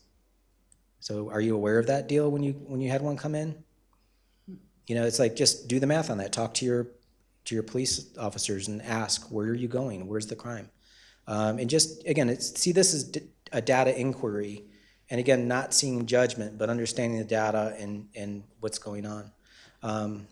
I use that word geo account for a reason. One is that you're doing an accounting on a map, and your accountant doesn't care about your choices. Your accountant cares if you can afford those choices. So put it on a map and see if you can, you know, where the crime is, and ask better questions. Is it sociological? I don't know. But it's probably not going to be the housing type that's causing that problem. Great, thank you. Councillor Nagel. Thank you for the very thought-provoking presentation. It was very enjoyable to listen to. I have a few questions about the model. On the commercial side, it seems as though the model would suggest, like, basically you should have almost no parking, because that makes the property so productive. Is there anything in the model that's actually accounting for the value of a parking lot or a parking stall? You could do that. We didn't do that analysis. Let's see. I would find that very interesting, because if we had no parking on any of these commercial properties, somebody would have to build public parking, and then you could say, well, that's going to be $5,000 or $10,000 a stall, whatever that might be. And then you could say, well, actually Walmart's X hundred parking stalls provide value equal to that. Yeah, there's you know, I'd be a fool if I was like, just get rid of parking. Like, you can't, the stage that your community's in, you can't do that. In Asheville's case in the 1980s, the city got rid of parking as a requirement for any building downtown, because we had a built-up downtown. It was like a 1920s downtown. There were lots of buildings. They were just all empty. So if I went in and fixed a building, by law, you're requiring me to build parking, I would buy the building next to it and knock it down. I would take two taxable properties and eliminate the tax gains off one. Because remember, you're taxed on how you use it, right? So if I'm using it as parking, not much value there. So the city made a wise step in Asheville's case to be proactive about parking structures. Now, that was a city where they could afford to do that, because we had a lot of buildings there. So the risk that they were taking is, if I build the parking structure, hopefully everybody here buys parking passes for all the buildings around it, and it ended up working that way. At the other extreme, we've got Peoria, Illinois, where they told me they had a parking problem downtown, and so we mapped it for them. Here's their downtown, here's their water, their green space, these are their streets, these are their parking lots, surface parking lots, these are their buildings, and of those buildings, these are all parking structures. So they told me that they had a parking problem. I'm like, I don't see it. I see a lot of parking, right? So there's a lot, it's just, map it. If somebody's telling you're having a parking problem, map it and see what's going on. I think you all have you're oversupplied in parking right now. But this is in Peoria's case, these are their numbers. So the average Peoria resident, she's got 1,200 square feet of buildings citywide and 2.5 parking spaces dedicated to her use citywide. When those get built, the building's going to be, in their case, it's about $35 a square foot, and the parking's $1.40. The road cost is the same in front of both of those. So if you just look at this as a static piece of math, and you're getting 2% of taxes off the building and 2% of taxes off the parking, that parking's paying, what is that, 1/27th less taxes for the same cost and commodity. You know, you get into an argument which is like, okay, Joe, I can't have that building unless there's parking there. That's true, unless you have a different pattern of how you use your community. I appreciate that you seem to have like dynamic slides to answer my questions with. This wasn't in the presentation, was it? This is a different presentation. Never seen that before. That's a good trick. I'm a pictures guy. So then my next question is about the cost analysis of residential. Like you lined up the revenue per acre against the cost per acre. Does your model look at what percentage of our budget actually scales on land mass as opposed to individuals? Because like our rec center, fire services, planning, that's not really about how big the neighborhood is. That's more about like how many people are in the neighborhood. Yeah. So, yeah. The same is true of police department, fire services. It's like, one is to set that aside for a second. That's a commitment to the community based on the quality of and values, right? So we're going to do that whether we like it or not. But I need to know, let's just start with the basics of the physical things. So back to that corporate model. If you really want to be cold about it, your land would be worth nothing, be it not for this great good corporation running a road and a pipe out there. We have activated that land. Are we getting revenue commensurate with our investment to make your property worth something? That's the coldest way to look at real estate. Be it not for the corporation, go out and do whatever you want out there. You're just not going to get any water, sewer, streets. I don't know how you're going to get your people out there. What's your land now worth? So you actually put value in the land when you ran your services. Are you getting enough tax to cover that? Does that make sense? The disconnect right now is we tax on this value that an assessor applies based on their standards and rules, as opposed to what your money is in on it at this point. I use that 2-drink minimum as a throwaway joke, but it really is. You should have a measure of are we getting a commensurate investment and return back? Some will be over, some will be under. That's cool, as long as we know what's going on. Yeah, I guess I just wanted to flag that for like just the public conversation, because the slides at some point almost suggested that it's like a lower density neighborhood is consuming like 60% more than their share. But I think that would only be true if 100% of our expenses were scaling on land mass. Correct. And I think it's maybe even like less than half is scaling on land mass. So Yeah. the numbers are a little different. Well, you showed that pie chart. We only did about 30% of your revenue. So there's all of those other revenue sources that are coming in for other services too. Anyways, thanks for the presentation. Yeah, thank you.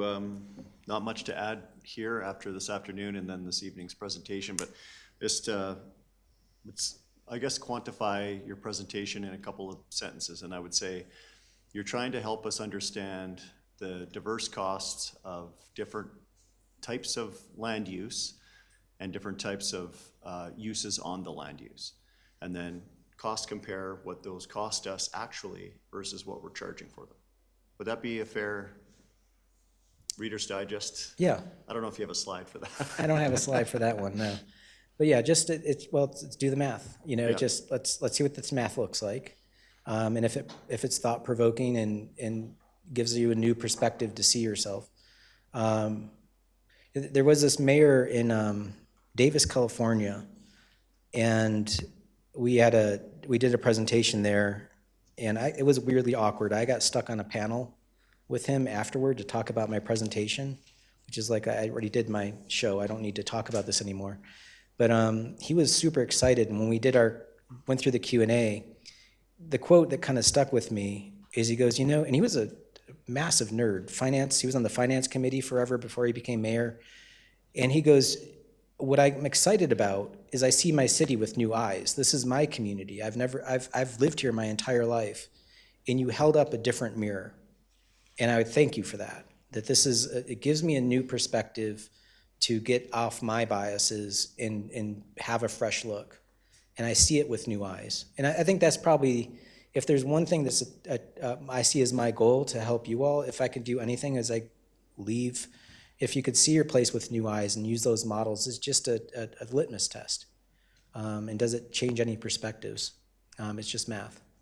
Yeah, no, I appreciate that about this afternoon. It was, and a couple of your answers this evening were, let's do the math on it.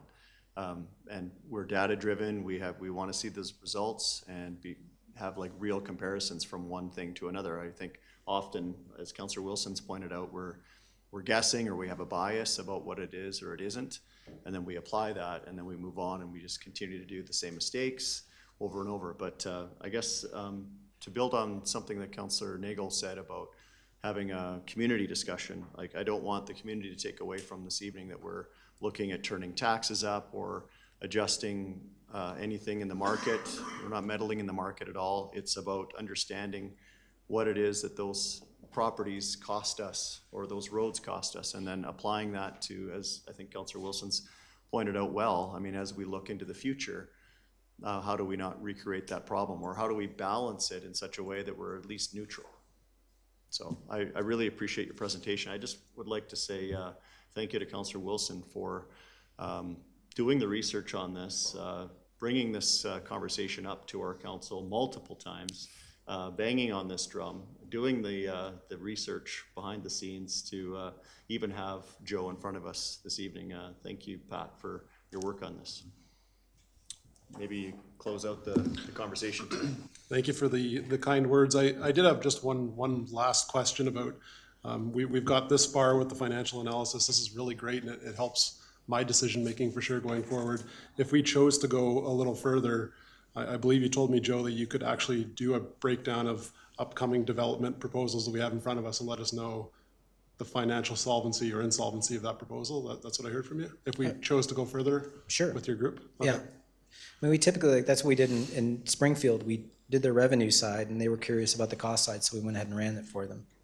It's going to take, working with your staff. We've had a great time working with your staff to date, but we need to get into more of the nerdy side of the cost of infrastructure and asphalt and all construction costs. But yeah, we could do that. Excellent, thank you. I just wanted to leave that as food for thought for the table.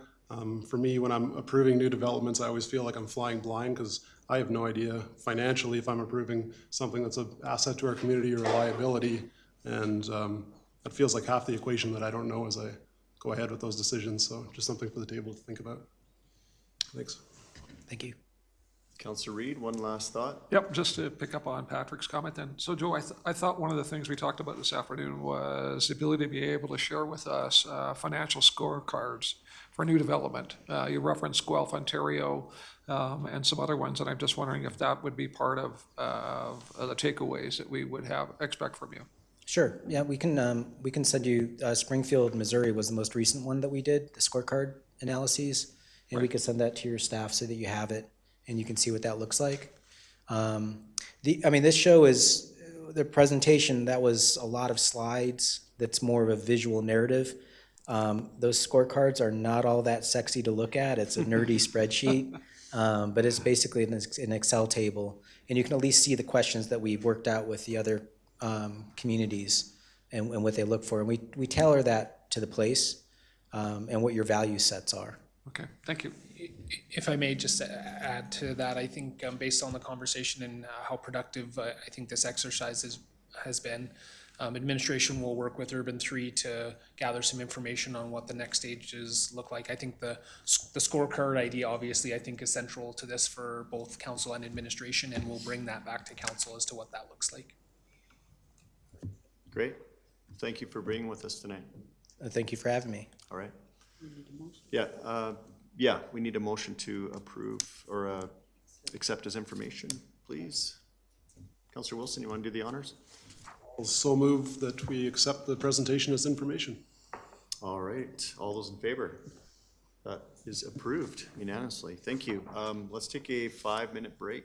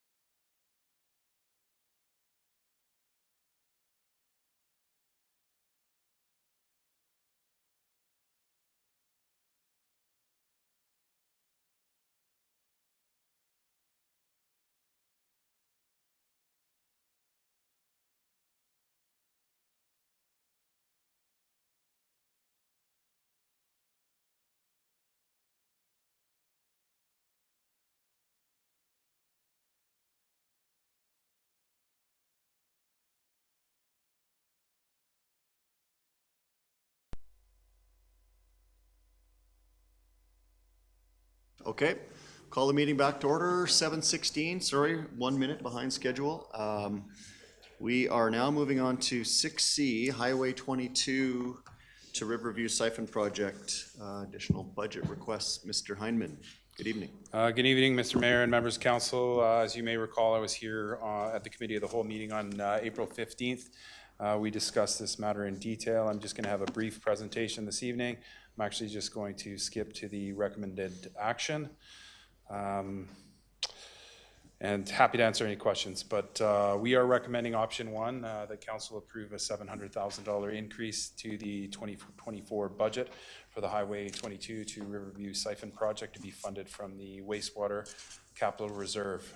There is the implications there. Obviously, this will be allow us to complete this project this year, and then this fund from the reserve will eventually be recovered through offsite levy collections. So we had these discussions. I wanted to have a brief presentation this evening, but happy to answer any questions.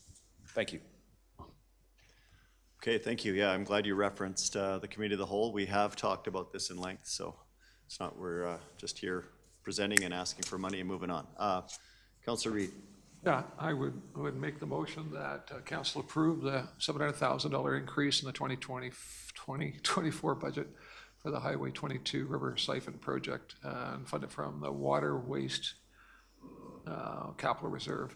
And just to reemphasize Drew, the point that you made in terms of your presentation and in a report, that this fund will eventually be recovered from offsite levies. I think that's really important to know. And I appreciate the common approach to the agenda so that we didn't have to go through that presentation again. So thank you. Yeah, I too was going to speak to the offsite levies. Thank you for bringing that up. Council, any other discussion? None. I'll call the question. Oh, sorry, Councillor Wilson. Only very quickly to tag on that I thought we had a pretty robust conversation about this in Committee of the Whole already, and that's why I don't have any questions. I'm disappointed, of course, by the increased ask. I was satisfied that the situations that led to this increase have been mitigated for future and we're less likely to see it. And therefore, I'm happy to move ahead with option one. I think that is a good synopsis for me as well. Thank you, Councillor Wilson. All those in favor of that motion? Those opposed? Okay, that carries. Thank you, Mr. Heinman. 60 is Historic Ranche and Glenbow Pathway / Bridge Budget Adjustments. Ms. DeLorme, good evening. Thank you for waiting. So, good evening, Mr. Mayor and Council. I'm here this evening to discuss the Historic Ranche and Glenbow Park Pathway and Bridge projects. The bridge upgrades in Glenbow Park and the paving project are presented together due to their interconnected impact on the park, and work began April 2023 and is anticipated to conclude by October 2024. On April 2nd, administration provided Committee of the Whole updates on both projects, intentionally allowing time for community information sharing and feedback before coming back to Council. So from April 1st to the 13th, Cochrane hosted 2 open houses for upcoming capital projects, and we used various channels such as Cochrane.ca, digital signs, bold signs, social media, and the Cochrane Eagle to spread the word about these gatherings. For those unable to attend, we created a dedicated project page on Cochrane.ca, and this website includes project details, costs, timelines, FAQs based on community feedback, a video, and environmental study boards, and we also provided email for public inquiries. Looking ahead, we plan to share the project information on the upcoming May 4th and 5th trade show at the SLS Center and June 21st at the United Way barbecue at the station. Additionally, starting in May, signage along the Glenbow pathway will inform residents about the project and direct them to the webpage for more detail. During the open houses, we engaged with approximately 200 individuals, and so far we have received valuable feedback from the community, including 1 phone call and 1 email specific to these projects. The opinions on the Glenbow pathway were diverse, with some expressing excitement and others with concerns. As you can see here, there's the outreach for the communications campaign included 444 new users exploring the website, 8,400 homes received newspaper ads, and a combined reach of 28,746 users on social media. This evening, I'm happy to share with council the questions and comments on what we heard at the open houses. We have listed the most commonly asked questions at the top, moving down to the less frequently asked ones. These questions cover a range of important topics related to the project's design, community involvement, environmental impact, budget, ongoing operations, and winter maintenance. Administration is committed to keeping the project website up to date, and as common questions come forward, we will update the FAQ. The question around community engagement for this project is nearly tied with the question of what will the new bridges look like. Community engagement was completed for various plans that identified these projects as high priority in the 2017 Connecting Cochrane, 2012 Parks and Open Spaces Master Plan, 2012 Bicycle Network Plan, and the gap analysis that was completed by the Parks and Recreation Committee in 2022. Through last year's budget engagement, there was support of 23% budget increase in parks and open spaces, which would indicate that investing in projects that have been previously identified are still a desire for residents of Cochrane. And this is what a rendering of what the bridges will look like. So they are steel with the wood bottoms. Outlined here are some of the comments that we heard at the open houses. Residents expressed excitement and support for creating connectivity within the community. Many emphasized the importance of active transportation options and accessibility, seeing this project as a valuable opportunity to enhance connectivity to the downtown core and river pathways. As people had the opportunity to ask questions and gain more information, the overall sentiment towards the project became more understanding and supportive. Although there were concerns about the impacts on the park's natural ambiance and the feeling of losing something special, a large portion of residents recognized and appreciated the project's purpose and long-term benefits. Due to the project's intricate demands, adjustments to timelines have become necessary, resulting in various impacts. An additional $619,212 is required to accommodate the expanded budget, necessitated by modifications to project timelines, adherence to the Historical Resources Act, the inflationary factors. These additional funds will be requested to be drawn from the Municipal Infrastructure Reserve and include a 10% contingency for the project. The options brought forward this evening for consideration are listed here. And the recommended action this evening is choosing option 1, where that council approved the 2024 budget addition of $109,573 to the Glenbow Life Cycling Bridge project and $509,638 to the Historic Ranche and Glenbow Pathway project, totaling $619,212 from the Municipal Infrastructure Reserve.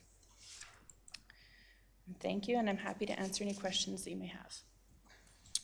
Thank you for that. Councillor Flowers, leading us off. Okay, I would like to make the motion, recommended action number 1. And I'm just really happy that those bridges are going to be fixed right away. They're really in bad shape. And glad to see that it's going to be accessible and connected throughout our community. Thank you for all your work on this and all the public engagement.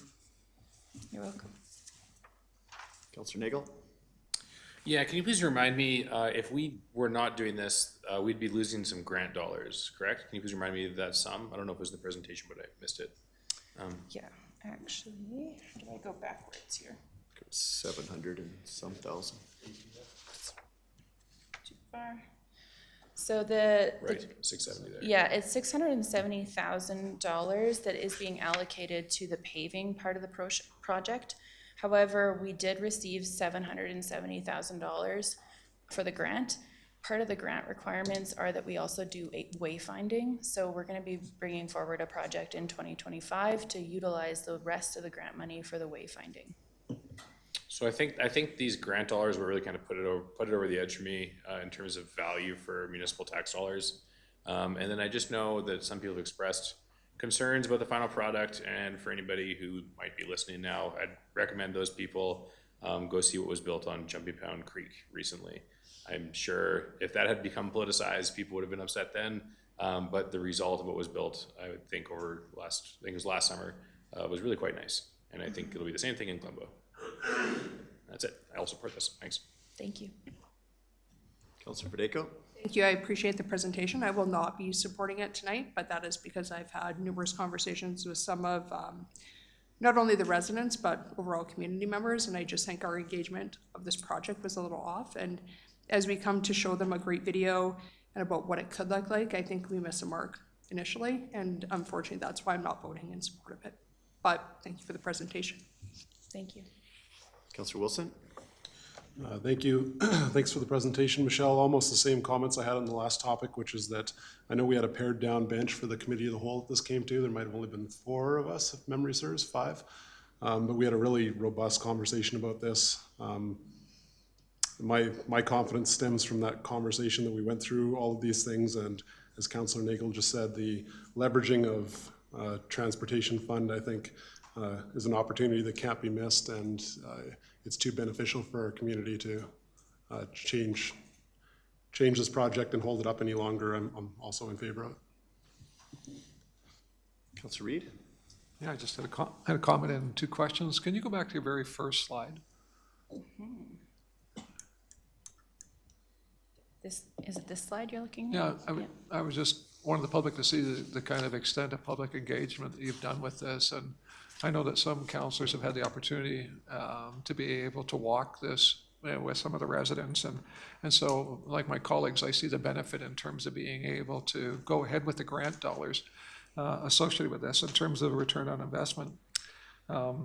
And to Councillor Wilson's point, like the last one, I think we've had a really robust discussion about this. While we don't want to be in this position, it's still advantageous for those members of our community. The question I had was the de-icing that you identified in your Q&A. Does that apply, just out of curiosity, does that apply to all of our town pathways? So some of the pathways are indicated as active transportation corridors, and so they would be higher priority. Then they would be, anything that is paved would be getting cleared. However, the de-icing section, those parts are identified if we know that they're shady. So that is higher priority. So I know along Bow Meadows, there's areas of the community where there's a lot of shade. And so the parks team makes sure that they go out and they de-ice those areas first before they would consider areas that are not as shady, because the ice gets really badly built up in some of those spaces. But anything that is a paved pathway would be cleared year-round. Okay, great. Well, thank you. Only thing I will add in support of the project is to Councillor Wilson's comments about it's unfortunate we had to have an increase in the budget. I understand why through the discussions we've had. And building off of Councillor Nagel's remarks about value for tax dollars, I agree with that, that analysis, and using the $700,000. But the point I'd like to make is that the bridge life cycling needed to happen anyways. So $1.209 million of bridge upgrades. Yeah, thank you. And I like the way that you broke that out for us in the package. But that I've been hearing about those bridges from many members in the public since the first day I took office, almost, of people asking for those to be upgraded. So as far as doing the whole pathway and the whole network, and for all the reasons, happy to support the project, but thank you. Thank you. Don't see any other lights on. Councillor Flowers, I believe you made the motion. I'll call the question. All those in favor? Those opposed? Okay, that carries. Thank you. Thank you. We're gonna go to 6E now for Jumpstart Multi-Use Court. I'm gonna ask you how to pronounce your last name. Kluwani. Kluwani, okay. I promise I'll get it right next time. Kluwani. Good evening, Mayor and Council. On April 15th, at Committee of the Whole, I presented an update on the 2024 Jumpstart Multi-Use Court Capital Project. An accessible multi-use court facility with a value of $500,000 has been generously donated to Cochrane by Jumpstart Charities with an anticipated kickoff date of June 2024. During that presentation, I had outlined through a geotechnical assessment the discovery of unsuitable ground conditions that require mitigation to ensure the site preparation is able to meet specifications required for the court and shade structure installation. This evening, administration is bringing forward a recommendation requesting $200,000 from the Municipal Infrastructure Capital Reserve to mitigate unforeseen conditions at the proposed Jumpstart location. This court facility would be a welcome and much needed addition to Cochrane's recreational portfolio and will ensure kids have an opportunity to participate in sport and physical activity regardless of their abilities. When families from different walks of life come together in these spaces, it strengthens community bonds, promotes understanding and empathy, as well as demonstrates a commitment to social responsibility. Thank you for your questions or for your consideration, and I'm happy to answer any questions. All right, thank you. And we saw this to our last Committee of the Whole as well. Councillor Federico. Thank you. Does this project contain contingency funds in case things go overrun? Yes, it does. Perfect. Thank you. That's all I wanted to ask. Councillor Reid. Yeah, I'm happy to make the motion that council direct administration to utilize the $200,000 for the Municipal Infrastructure Reserve in the 2024 budget to mitigate unforeseen ground conditions at the proposed Jumpstart Court location. And again, just to reiterate what Councillor Wilson has started in the earlier evening on some of the other items. Again, it's unfortunate we're in this position, but I think the return on investment for our community is incredible. And so I see this as a small price to pay for being able to get what will be a first-class facility for all members of our community so that they'll have access to it. So thank you for all your hard work on this. Okay, I think we exhausted the conversation at our Committee of the Whole. We'll call the question. All those in favor? Approved. Okay, thank you. Thank you.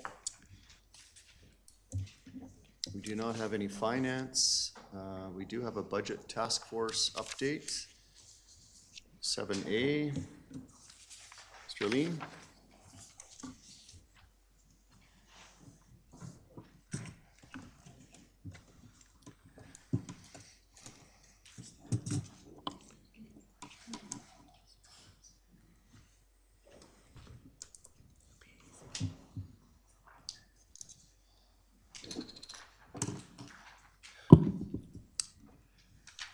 Good evening, Your Worship, members of council. Tonight, I will be presenting a budget task force update. The first few slides are just a recap for council. The budget task force is made up of 7 members, 3 council, 4 staff, and the members are Mayor Jeff Janung, Councillor Marnie Federico, Councillor Patrick Wilson, Ms. Stacy Lowe, Ms. Kristen Heibrecht, Mr. Kevin Blanchett, and of course, myself. So what is the purpose of the task force? The budget task force acts as an advisory board to council administration, and they're tasked to review the current budget process and make recommendations for improvement to council for their consideration. The next slide will be touching more on what the review and recommendation entails. So the budget task force meets once per month and make all of the meetings as required. So the review part, the task force will examine and review the current budget process. And what this all entails is we look at our current budget book, our budget process, and we look at what other municipalities similar size are doing in their jurisdictions, as well as we consider the best practices and standards and the document or the process that we've been using to measure against is the GFOA International Budgeting Reporting. Once our process has been examined, we, as a task force, we bring recommendations to council, And the council, and these recommendations need to be aligned with the council's guiding principles and shared values, as well as improve our transparency and accountability with our document to the residents and of course the taxpayers of the town of Cochrane. So what have we done so far? Looking at the 2024 to 2026 budget, I've listed the enhancements that we've done. That we've implemented.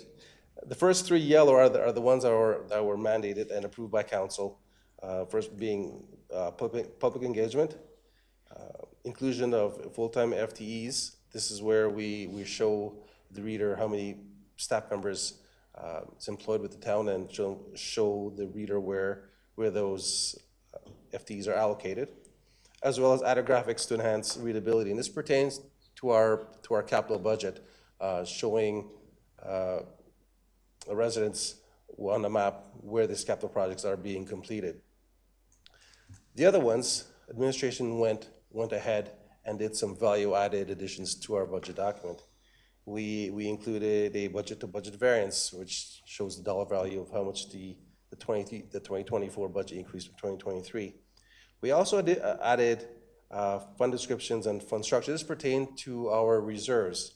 We went in further detail as to show what the projected balance would be in the reserves for 2024 to 2026.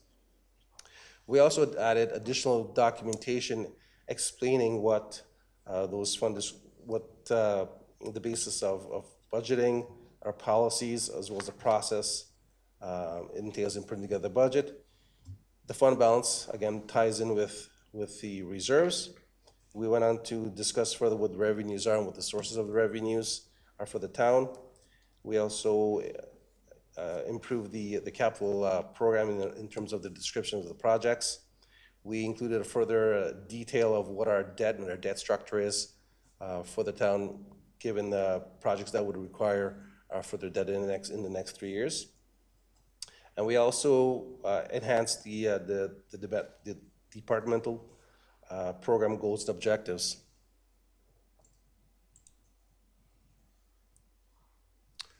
So there's an additional recommendation that the task force is bringing to council tonight, and that is a transition from level 1 disclosure to a level 2 disclosure. The benefit of this one is, of this particular recommendation, is it will provide a more detailed breakdown of the expenses by object, which of course will provide the additional information that will improve the understandability of the budget and the cost centers for the town. So right now, as was presented to council last year, this is the level 1 disclosure, and the cost objectives, of course, the two shown here. This is taken from council's budget, by the way. There's salaries and benefits, materials, goods, and supplies, and this is what was disclosed as a level 1. It's very high level summary. What the task force is proposing is we move to a level 2 disclosure. And as you can see, there is a significant improvement going from a summary to a detail. So where previously there was a line item just for salaries and benefits, now we've broken it out and showed what salaries is and what the benefits are. From materials, goods, and supplies, where there was just a single line item for those 3 items, we have now gone ahead and showed in detail what makes up materials, goods, and supplies.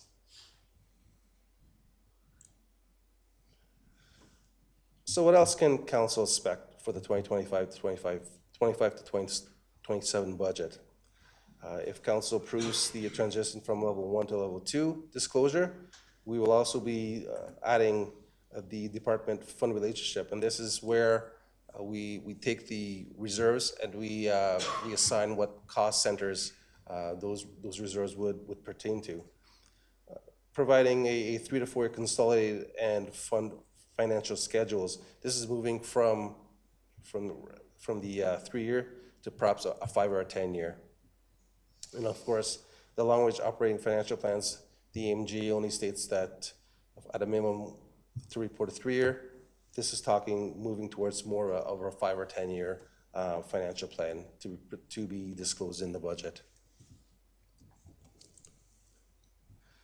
And this is my last slide.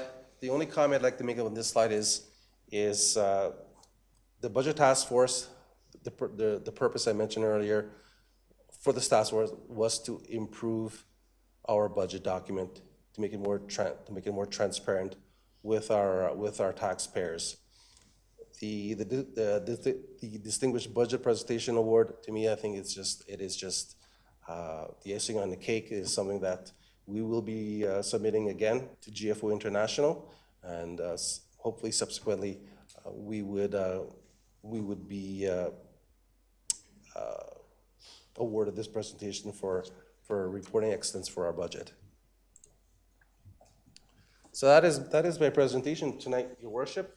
I believe the recommendation is that Council endorses the proposed enhancements to the annual budget document, and that is pertaining to the moving from a level 1 to a level 2 disclosure. Thank you. All right, thank you. Councillor Federico. Mr. Lim, I wanted to start off by saying thank you for the information. I'm actually going to move option 2, and just so that you know, I was not aware of the first 2 budget task force meetings, and so that's why I'm moving option 2, just because I don't have this information ahead of time, or I probably would have brought other recommendations forward in the budget task force setting. But with those recommendations, I actually want to reform the budget task force, or I'd like to see it reformed altogether. And that would include just seeing reform of the members that are on that task force. I believe that Councillor McFadden, and she's not here tonight, which she could speak to, but I believe she had talked to Municipal Affairs at one point, and the budget task force should be a task force that is open to not only having public members sit on it, but also should be publicly available to citizens so that they could actually understand what's going on within the background of the task force. And I believe she had talked to somebody from Municipal Affairs, so it might be something to want to follow up on. But I don't understand why there is not any reason why a public member, like a public resident, could not sit on this task force without there being a financial check or without them having a financial background. I'm not talking about Joe Smith just because they have an idea of wanting to be on a task force that involves the town. But I think when it comes to the budget, the whole issue of why I haven't voted for the budget over the past 3 years is because to me it lacks some transparency, it lacks engagement, it lacks understanding, and it lacks the community overall being involved in some of that decision making. I understand this is an administration budget. I'm not saying that it shouldn't be, but at the end of the day, when it's passed, it becomes a community budget. It becomes all of our budget, not just administration's budget, not council's budget, but it actually becomes Cochrane's budget. And so for me, I have a real feeling and a real strong feeling that I think that we should have members of the public who have a strong financial background to be able to maybe guide us, give us their lens from a public perspective of what the budget looks like. So in that, I would actually reform the budget task force altogether, but that's one thing. I also think that we had talked, I know Councillor Wilson and I had talked when we were on the task force about, you know, what does it mean to achieve an award? And I get it, if our budget was stellar, I probably wouldn't have the same comment as I do right now, but I have voted the budget down for the past 3 years. And I would like us to achieve that award, and I think you are the perfect person, in all honesty, to be able to lead us to achieving that award. And I don't want us to just submit it, I want us to achieve it. So that would be something that I would actually put forward. I actually did the survey when I went through today, as I did the survey, and I kind of found that it's not an easy survey to be able to answer. I mean, I don't know if you've taken it yourself, but there's no KPIs. It's difficult to answer a question when it's like, would you like to see your taxes increase? Do you like your level of service? I don't even know what my level of service is. And I think we need to identify KPIs as to what everybody's receiving. And if you want your taxes to grow, what does it mean? Does it mean my streets get cleaned more often? Does it mean my garbage gets picked up more often? I actually want to understand what me voting in a tax increase actually includes. I'm just trying to read through all my stuff. in no respect to Mayor Janung, but I think that the task force should probably be submitted to people who have problems with the budget. And I know Mayor Janung I don't believe he's had problems with the budget, and so I think that maybe in that regard, people, the council members, and I'm happy to put myself out there because I haven't voted for it, I think it's fair to actually sit on the budget task force to try to address some of the issues that I've heard, right? And to actually encourage me to bring me along to vote for the budget. Maybe I'll come back. I'm gonna review my notes right now and I'll listen to what everybody else says, but I'm only voting for option 2 because I was not a part of the conversations behind the table, and I wish I was, but I wasn't. So just so that you understand where that comes from. Can I ask for clarity on your motion? What are you asking administration to do? I would like to have further conversation maybe, just so that I can kind of address some of the issues that I've seen come forward, and I realize it's maybe not the right place, but at the end of the day, I can't vote in favor of option 1, so I'm just putting my thoughts on the table of maybe reforming the budget task force, achieving the budget award, an engagement that doesn't involve a survey. Well, the other thing I wanted to suggest is that right now we have written down that public engagement would start October 21st when we get the budget, and I can honestly say that it's, when we get the budget as a council member, it's very different than getting it as a public member. And I think there should be more time as a council member to be able to read the budget, to understand the budget, and ask questions in behind the scenes, and then we go out to the public to be able to address them. Getting it on the same date, I don't think answers anything, and it just puts council in a bad place. I'm still not clear on what you're asking. It's fine. If you wanna, I will remove option 2, and I just want to state some of the facts that, So no motion at this time? yeah, I won't make a motion. It's fine. Okay. Councillor Flowers? There's a motion on the table. There's no motion on There's the no floor. motion. I'd like to move option 1 then, that council endorses the proposed enhancements to the annual budget document to a level 2 disclosure. I think having a breakdown on the contracted and general services is going to make a big difference. I was a staff person for many years doing the budget, and it always dismayed me how it was all lumped together and hard to understand. I think it's going to make a huge difference for the questions and the public understanding what's happening. So I really appreciate the changes that have been made to date, and I think it's just going to get better and better. I'm not worried about winning awards. I'm just worried about the public engagement and that we can understand it. Councillor Nagel? Councillor Fideko, I would encourage you to support option 1. It seems that option 1 is just to massively increase the level of detail in the budget, which I have felt was precisely what drove, that request is precisely, I thought, what you were looking for from the budget task force, and that is exactly what this option does. So I would encourage you to consider supporting option 1. And then in terms, and I'll be supporting option 1 for sure. My only concern with option 1 is there's going to be so much detail. It's going to be, I think, a little difficult for us not to get into debating who needs new chairs and who needs new computers. So with that, I wonder if administration could consider providing like some yellow or red lines. It's like yellow items we absolutely must have, and it's like, you know, maybe green items or something that's a little bit more discretionary. Just because if we're going to go line by line through every single budget, I feel like budget deliberations may take a month. But Your Worship, to Please. Councilor Nagel, the level 2 disclosure again is just to provide more information as to what's in those cost objects.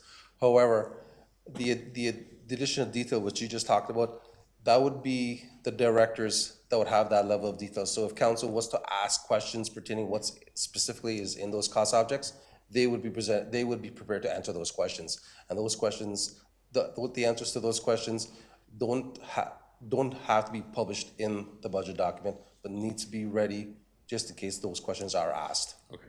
Well, yeah, generally, I think this is a great idea. And then the other thing I want to comment on is whether or not I think the mayor should be on the budget task force. I think it's important to have balanced perspectives on any task force. I wouldn't want to stack the task force with only critical members, nor would I want to stack the task force with only supportive members. So I think having voices from people who've represented views from both sides of the debate, whether in favor or opposed, on the task force, I think is going to produce a good result. So I support your involvement in the task force, and I support the mayor's involvement in the task force. But anyways, overall, I think it's great. Thank you. Thank you. Councillor Reid? Oh, thank you. Yeah, I'm in support of the option one as well. I just wanted to clarify, Elvin, over the last couple of years, as the task force has done its work, I know as a council member, I've received multiple requests to provide my opinion on things that I would look to do and improve. And I just wondered if you could kind of summarize for the public, so they clearly understand that council members have, at least for multiple years, had the opportunity to be able to provide their input. Is that not true? Your worship, to Councillor Reid, don't quite ask, I don't quite understand what you're asking. Can you rephrase the question? So, maybe Stacy can get it.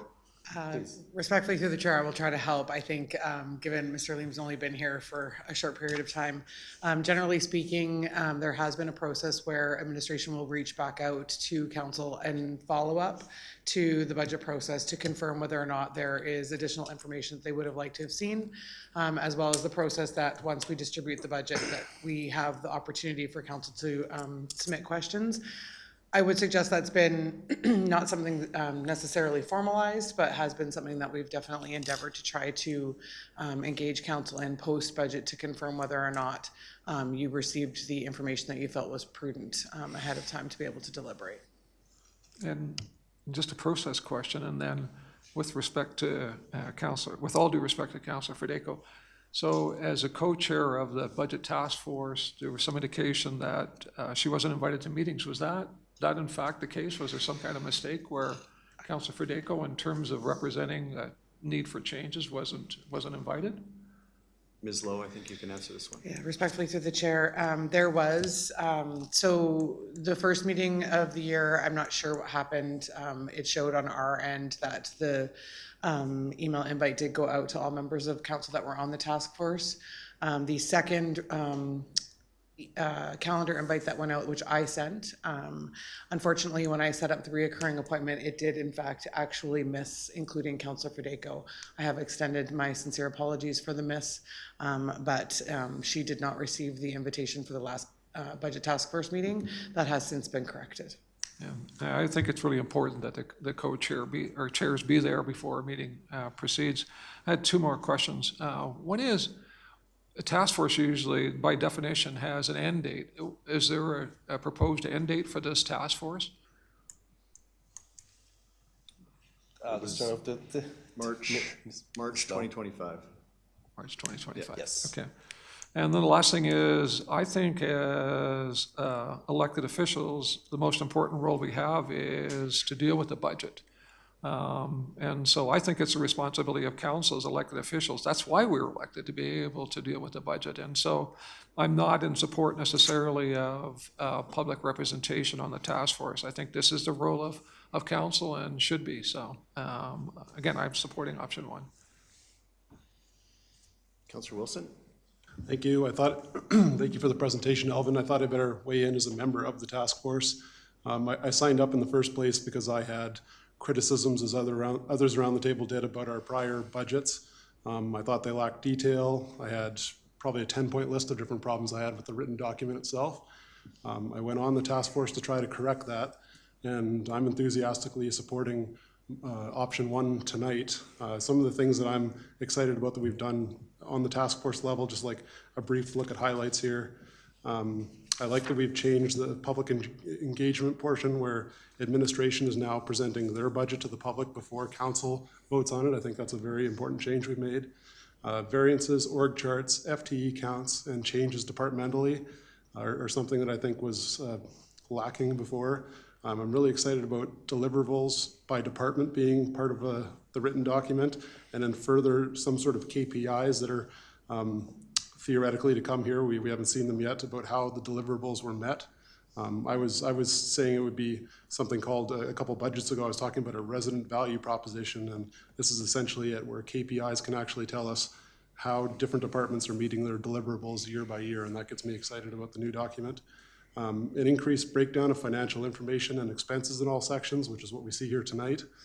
And then finally, Alvin spoke to matching fund reserves and cost centers. So essentially shrinking our number of reserves and making them more coherent so we can actually understand what's funding what and where reserve money sits. So those are all the things that make me think we've accomplished our mission. I'd also like to thank Alvin for his, he's been a real asset to the committee, I think. His knowledge of the GFOA reporting standards and how to go towards an award-winning budget process. As Councillor Fedeko said, I think you're the perfect person to get us there, Alvin, and I'm excited to see if we can get there. My final thought is reforming the task force and members on the task force topic. At the last meeting, I actually proposed that I would like to discontinue meeting, and I think we've basically accomplished our goal, and I'm happy where we stand right now. I was told probably that's not the right move simply because, as we just brought up, Councillor Reid, there is a sunset clause with it. I believe we just heard it's March next year. And so my thinking was, that makes sense. Let's at least meet one more time after the upcoming budget just to evaluate where we are. And at that point, my interest in continuing on the task force basically stops. So I would be happy to step down or let, if someone else around the table has interest in reforming the task force and making it something different. I think my end of the road is here, and I'm happy. I'm more than happy. I'm quite satisfied with where this task force has got to, and I'm just excited to see how the document looks going forward, the budget document. Thank you. Councillor Fedeko? Mr. Lim, if you're okay with it, I would be happy to email some of my points to you and Ms. Lowe and the rest of council, because I wasn't a part of those discussions, so I feel like a little bit at a loss tonight to ask for council support for anything, but I have some concerns, and I'd like them to at least be looked at or at least to be investigated, because I don't think this is probably the right venue, but I do have some concerns. Councillor Nagel? I just want to acknowledge I did not understand that Councillor Fedeko missed the key meeting, and that was what you were trying to communicate. I think that I would ask that you please support a request to have additional information added in. I didn't mean my previous comments to be dismissive of those facts that you weren't at the meeting. However, I still think option one is a good move in the right direction. So, sorry for miscommunication. Just to sum up, I think we've had a task force. We've only met twice this year. Let's put that in perspective. Calendar invites went out for the first meeting. It's unfortunate the mistake that was made on the second meeting. I just want to remind council there was an email, a series of emails that went out after the budget in January, where council was asked for feedback on the budget. I think we received, did we receive any responses from council? I'm sorry, I won't put you in that position. There was maybe one response. So council has had an opportunity to respond. My view is similar to what Councillor Wilson has shared tonight, that we've gone through our mandate, we've fulfilled our mandate, we have, and I was right there with you about let's strike the task force and we don't need it anymore, but as our terms of reference outline, March 2025, I think it's only prudent that we meet in the new year and come back and see what happened. Did it go well? Is there something we can tweak? Or did we get it right? And let's move on. So I'm happy with that. As far as reforming, I don't agree. I align exactly with what Councillor Wilson has said again. I'm really proud of the amendments that we have in front of us. And it wasn't just all done in the last two meetings. Like the first meeting was where most of the changes were made, and then we kind of reviewed that in the second meeting. But a lot of what we're talking about happened last year. And these are things that are now going to take place in 2025's budget. So I'm happy with where we've landed. I really appreciate, I think, out of all of it, the level 2 reporting. I do hear your caution there, Councillor Nagel, about us diving too deep into the details, but I think we'll have some work cut out for us at this next budget deliberation to resist going into number of chairs. But Mr. Aleman, we've actually talked about that during our meetings, and you've shared with us that other municipalities that you've been employed at, this is somewhat the norm, the level 2. So it's not that you haven't dealt with this before, and the types of questions you're receiving from council and the deliberations in, I think and I don't want to paraphrase, but I believe what I took from your comments were that deliberations have somewhat been streamlined in other communities. Is that an accurate statement? That is correct, Your Worship. Yeah, thank you. So at the end of the day, I think I'm happy to support option one and move on. And our next budget task force can be in the new year, and let's move on. Your Worship, if I may just, in closing, pertaining to the GFOA award,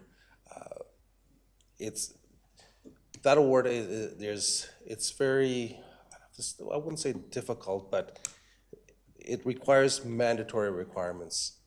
And being on the task force for the last 2 years, this task force has made big strides in getting there. And I'm very, very pleased with where we are today. I think we've come a long way from what the budget book was the 2023 year to what it is now. I am confident that with one more iteration, it would set the town up to get this award for budget excellence in the reporting of it. Look forward to the outcome of that. Okay, I'll call the question. All those in favor? Those opposed? Okay, that carries. Thank you. All right, notices of motion. There's one, and I do need to relinquish the chair at this point. I'll hand that wooden hammer over to you. Councillor Flowers, I plan to hand it to our deputy mayor. This is the first time I've made a notice of motion or a motion of any sort since being elected mayor. So uncharted territory for both of us. Will you accept the chair? I will accept. I need my light. We just need the light on over here, please. I will accept the chair while you make your notice of motion. Okay, thank you. As I stated, this is my first notice of motion. I thought I'd reach for a big one here. So I'm moving that council direct administration to explore a partnership with Rocky View School Division to develop concept plans for a joint high school / recreation center at the Horse Creek site, with an update to be brought back to council by September 16th, 2024. The executive summary attached in the report pretty much speaks exactly to what it is that I'd like to achieve with this. It's, how do I put this? I think we have been remiss as a community in really exhausting the opportunities that are before us. Having had the opportunity to visit other communities and see how other mid-sized cities are developing and growing in their communities. It was in Grand Prairie a couple of years ago when we toured through a high school / rec center. They were adjoined, and I don't want to get into the specifics of what I'm asking tonight to do. It's really just to explore if this is an opportunity to have the high school site that we're talking about at the Horse Creek Sports Park be identified as something that we build together. There are synergies that exist in that include parking, and I just think the efficient use of land, amenities, etc. will get it's not our jurisdiction to build or fast track high schools, but I think this might help that. If we're on the list in the province to be funded through a joint rec center at that high school site, that the province would look more favorably upon that. So we're helping in a jurisdiction that we don't really have any control of. Second, I think it also shortens the timeline for our community to deliver upon a second rec center. We're in the throes of having a needs assessment done. I think that's great work that will help identify what potentially could be in said rec center. And at the end of the day, I'd like administration to look at the water line that goes across that property. Does it have to be there? Are there options to move it? I don't know. The answer could be no. Also, I'd like administration to look at the storm water management that needs to happen on the site as well. Are there other opportunities? And as we start to stack those costs, I think this will beg the question of, if it's not at this site, where is it? And then council needs to, as we've talked about in our strategic planning sessions, identify new lands, identify those opportunities. You're probably similar to me, getting emails from user groups across the community that want a soccer dome, more ice surfaces, and the list goes on and on. So the needs assessment will help drive the priorities, But we, I think, have to be visionary in our approach to what lands will be available and how we can fund them, acquire them, et cetera. So having done some of kind of that navel gazing myself, I thought, well, why wouldn't we look at something like this? So happy to take any questions, but I think you get the gist of where I'm going. But and maybe before you ask, I have had preliminary conversations with Rocky View School Division. I wouldn't say, I mean, administration will do that work, but they're not, they're open to the discussion, I would say. So do you move the recommended action, or do you wait for I someone else? just moved my, Oh, you did move. yeah, my motion. Okay, start with Councillor Reid.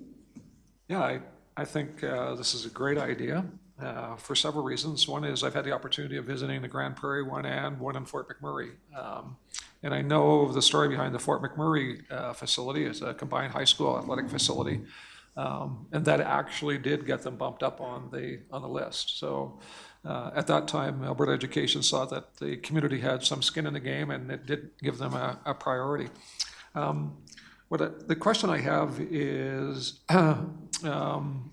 has to do primarily with the opportunity that this presents in relation to when we will know who will own the land, or when we will have actual ownership of that land. I know the schools section of that is I understand is separate from what would be the rec facility, but I think it's important to understand that question as well. But yeah, I'm in support of this because, as I say, I've seen it done in other communities. If you get the chance to visit any of these communities, and there may be others, it really is an interesting way of providing recreation for a community jointly with a high school. So I'm in support of it. Okay, Councillor Federico. I'm actually unsure if we should, are we debating this tonight? Because our procedure bylaw actually says like it goes on the floor, we actually hold off debate for a week, but I'm not sure actually the whole rigmarole, what's going on with the procedure bylaw, so just to clarify. You are allowed to debate the motion that is on the floor for the notice of motion, because it followed the procedural process to come forward tonight. All right, just so that we don't get a bunch of questions in the background asking about us actually following the right procedure. So whether or not I agree with it or not, I'm just gonna say that at least it's acknowledged of what that procedure is. I have a couple of questions about this. One, Councillor Reid just brought up about the ownership of the land, which I believe is, we haven't bought the land yet. Mr. Hyman, I'm not sure if you can elaborate. Through the mayor. Sorry, if I may, just to be clear here, I think council just needs to decide if they support the action being taken. Administration will be happy to report after that's been decided by council. Okay, I understand that. I guess it's just difficult when we don't own the actual land in question, but that's just my question. The other part is that I guess I saw the timelines on this. I believe it was September to come back. Is that correct? Have we actually established whether or not Rocky View Schools could actually take this on and perhaps have an answer by September, whether or not this would be a possibility? I understand Mayor Janung would like to answer a question. Yeah, I can answer questions. I'm just asking administration to explore the opportunity and come back with an answer, not that they have a partnership formed and all the ideas in a concept formed by September. I'm asking for them to reach out to Rocky View County or Rocky View School Division and say, would you be open to a partnership? Okay. Yeah, I was just curious of whether or not it was like to have actually something brought back by September. That's it. It's just because the date is out there. And the other thing, I just think, you know what, I'm not against this idea at all. I just think it requires a ton load of engagement, not only conversation with us at the council table, but also engagement overall with the community. I mean, we have just paid off SLS essentially and have no debt there. But I think that without the community actually knowing what it is that we're actually looking at, are we talking a full rec center? Are we talking a partial rec center? Are we talking soccer dome? Like, what are we actually talking about in general? And then having that conversation with actually the community overall, because at the end of the day, there is going to be a financial implication to this project. that taxpayers are gonna have to come forward for. So I'm certainly not against actually exploring the issue. I'm just, I think there's just a lot of items that we haven't probably maybe thought of, so I'm not saying no, I'm just saying that there's maybe some other things that I thought we should probably consider before we just put it on the floor, that it looks like we're pursuing something. We're just pursuing the concept, not the actual full idea. But when the concept goes out, general public thinks it's the full Monty coming forward. So I just wanted to be clear. Okay, thank you. Councillor Nagel. I support exploring the full Monty.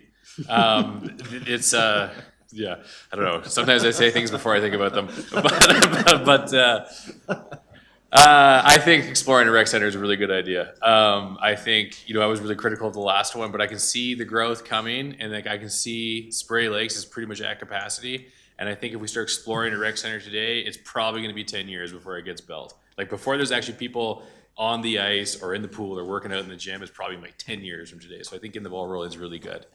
Second comment, I think it's really cool to see this like new format of the mayor moving a motion. When people elect mayors, they always expect the mayor is going to have like a big agenda that he or she moves. And that doesn't happen enough. So I think it's great that you're putting something forward to be discussed, debated, explored, whether it gets approved or not. Thirdly, though, on the procedure, I would have thought also too that just procedurally, I'm a little lost on the notice of motion thing. It's very secondary to the importance of everything else we're discussing, but I would have thought we would have needed to vote for 2/3 majority in order to do this right now. No? Okay. So okay. Well, anyways, I think this is great. I was a little unclear on the procedure myself as well, but I think this is a really good step forward. Thanks for putting it on the floor. Thank you. I don't see any other lights, so my comments are just that I think every good idea starts somewhere, so I'm glad to see it on the table. Partnerships are important, especially these days. Sharing parking, sharing other things would be really awesome to cut back on the expenses, so I think it's a great place to start. And did you have any final comments before we vote? Yeah, thank you. Just to answer a couple questions. And I meant to say this in my opening remarks. I didn't have any notes. I was just flying by, going by heart there. This by no means is meant to disrupt the timeline of acquiring the land, servicing the land, grading the land, or identifying a school site. So that's secondary. This is just once that process happens, and I understand it's underway, and we'll get an update on that in the future. That process happens. This is just exploring an opportunity to partner, that the outcome can be a joint use site. I have no intention of a concept plan coming back. I don't want to put out there that we're building whatever. I think I was pretty clear. We already have a public process that's happening with the needs assessment. That will identify what's going in, potentially, or even if this is even an opportunity that exists in the first place. So and the other thing I would say is that it's the bottom corner-ish of the land that really the school site can be on. The rest is still, and I'm not trying to disrupt the rest of the plan either, or get in front of what was planned and designed to be outdoor recreation. So I'm hoping we can do all of those things on one parcel of land. So thank you for the support. We'll look forward to hearing what administration comes back with Rocky View School Division. Okay, so we vote on the motion, right? All those in favor of the motion? Opposed? Seeing none, carried. And I will give the chair back to the mayor. Yeah. As awkward as that is, thank you, Councillor Nagel, for the shout out. Moving through the agenda, mayor's report. A few things I want to touch on was, and Councillor Flowers was with me. I'm just going in reverse order here, but had a good discussion with Blake Richards, our MP, and MP from the Ontario region, Scott Aitchison, I believe is how you say his name. He's the shadow housing minister, with representatives from our community, but also builders, developers, immigrations, the Immigrant Society, FCSS, our housing board, and others. I'll miss somebody. I shouldn't have tried to list them all. Just about the housing discussion that's happening across our country and obviously affecting us here locally. So really just a discussion, but I had some good takeaways that I'd like to, maybe a future notice of motion, Councillor Nagel. I attended the co-op groundbreaking. You probably maybe saw that in the news. The only thing I wanted to touch on there was 750 jobs created by the construction there, and 150 permanent jobs going on after the co-op opens, and their target date is summer next year, I believe. Speaking of jobs, Councillor Flowers and I were at the Garmin third floor opening. Happy to see them follow through on their big announcement they made just over a year ago, bringing another 200 jobs to Cochrane. I attended the Cochrane Library Board. Maybe Councillor Wilson will touch on that. First Responders Appreciation Day, Lions Club's 60th anniversary. Pretty moving ceremony, I guess, dinner for the Lions. 60 years in Cochrane, serving our community. That service club really goes, I mean, obviously we know about the Labor Day rodeo and the real prominent things that the Lions do, but they quietly, humbly give back to our community, and I believe the number was over, I don't even want to say it, and I said to them, why don't you promote yourselves more about what it is that you're doing and how much you've given back to the community? They said, we don't want to. So it speaks volumes to the people that are sitting in the Lions Club serving Cochranites, and just a big shout out and happy 60th anniversary to them. I'll end on a bit of a somber note, I guess. I'm not sure, and I have permission to share this news today, but the executive director of the chamber, Kelly Carson, passed away this morning. Kelly was a flamboyant, fun individual that really, if you brought a different energy to a meeting. He also represented himself through many different colorful suits. And just had a style and flamboyance about him that I really appreciated. I understand, I mean, this just happened this morning. The chamber sent out an email to chamber members, but I wanted to share with council administration tonight that of Kelly's passing, and share my condolences with the chamber, the board of directors, and Kelly's family. I think details are coming out on funeral arrangements, etc. But Kelly will be missed. And I know that's a real dark way to pass the agenda item to council reports, but Councillor Flowers, will you pick up where I put down there? Thanks. Thank you. Kelly will be missed. He was so great to work with. I really enjoyed it. Anyways, it was been a busy couple of weeks. I went to the First Responders Appreciation Day at the Event Center, and thanks to the organizers for putting that on again. In particular, Brian Winter, he's always front and center doing hard work on that. And the Affordable Housing Roundtable was very complex. There's a lot of barriers to creating housing, so I went away feeling a lot of weight on our shoulders, but somehow we've got to make it happen. I also took a webinar on the recall legislation, which was interesting. Clearly, they need to do some work on that because it's causing more problems in more communities than it's fixing, so that was interesting. Age-friendly steering committee, I went there and they're making great progress on gathering information and making plans for the future. We'll be hearing more from them.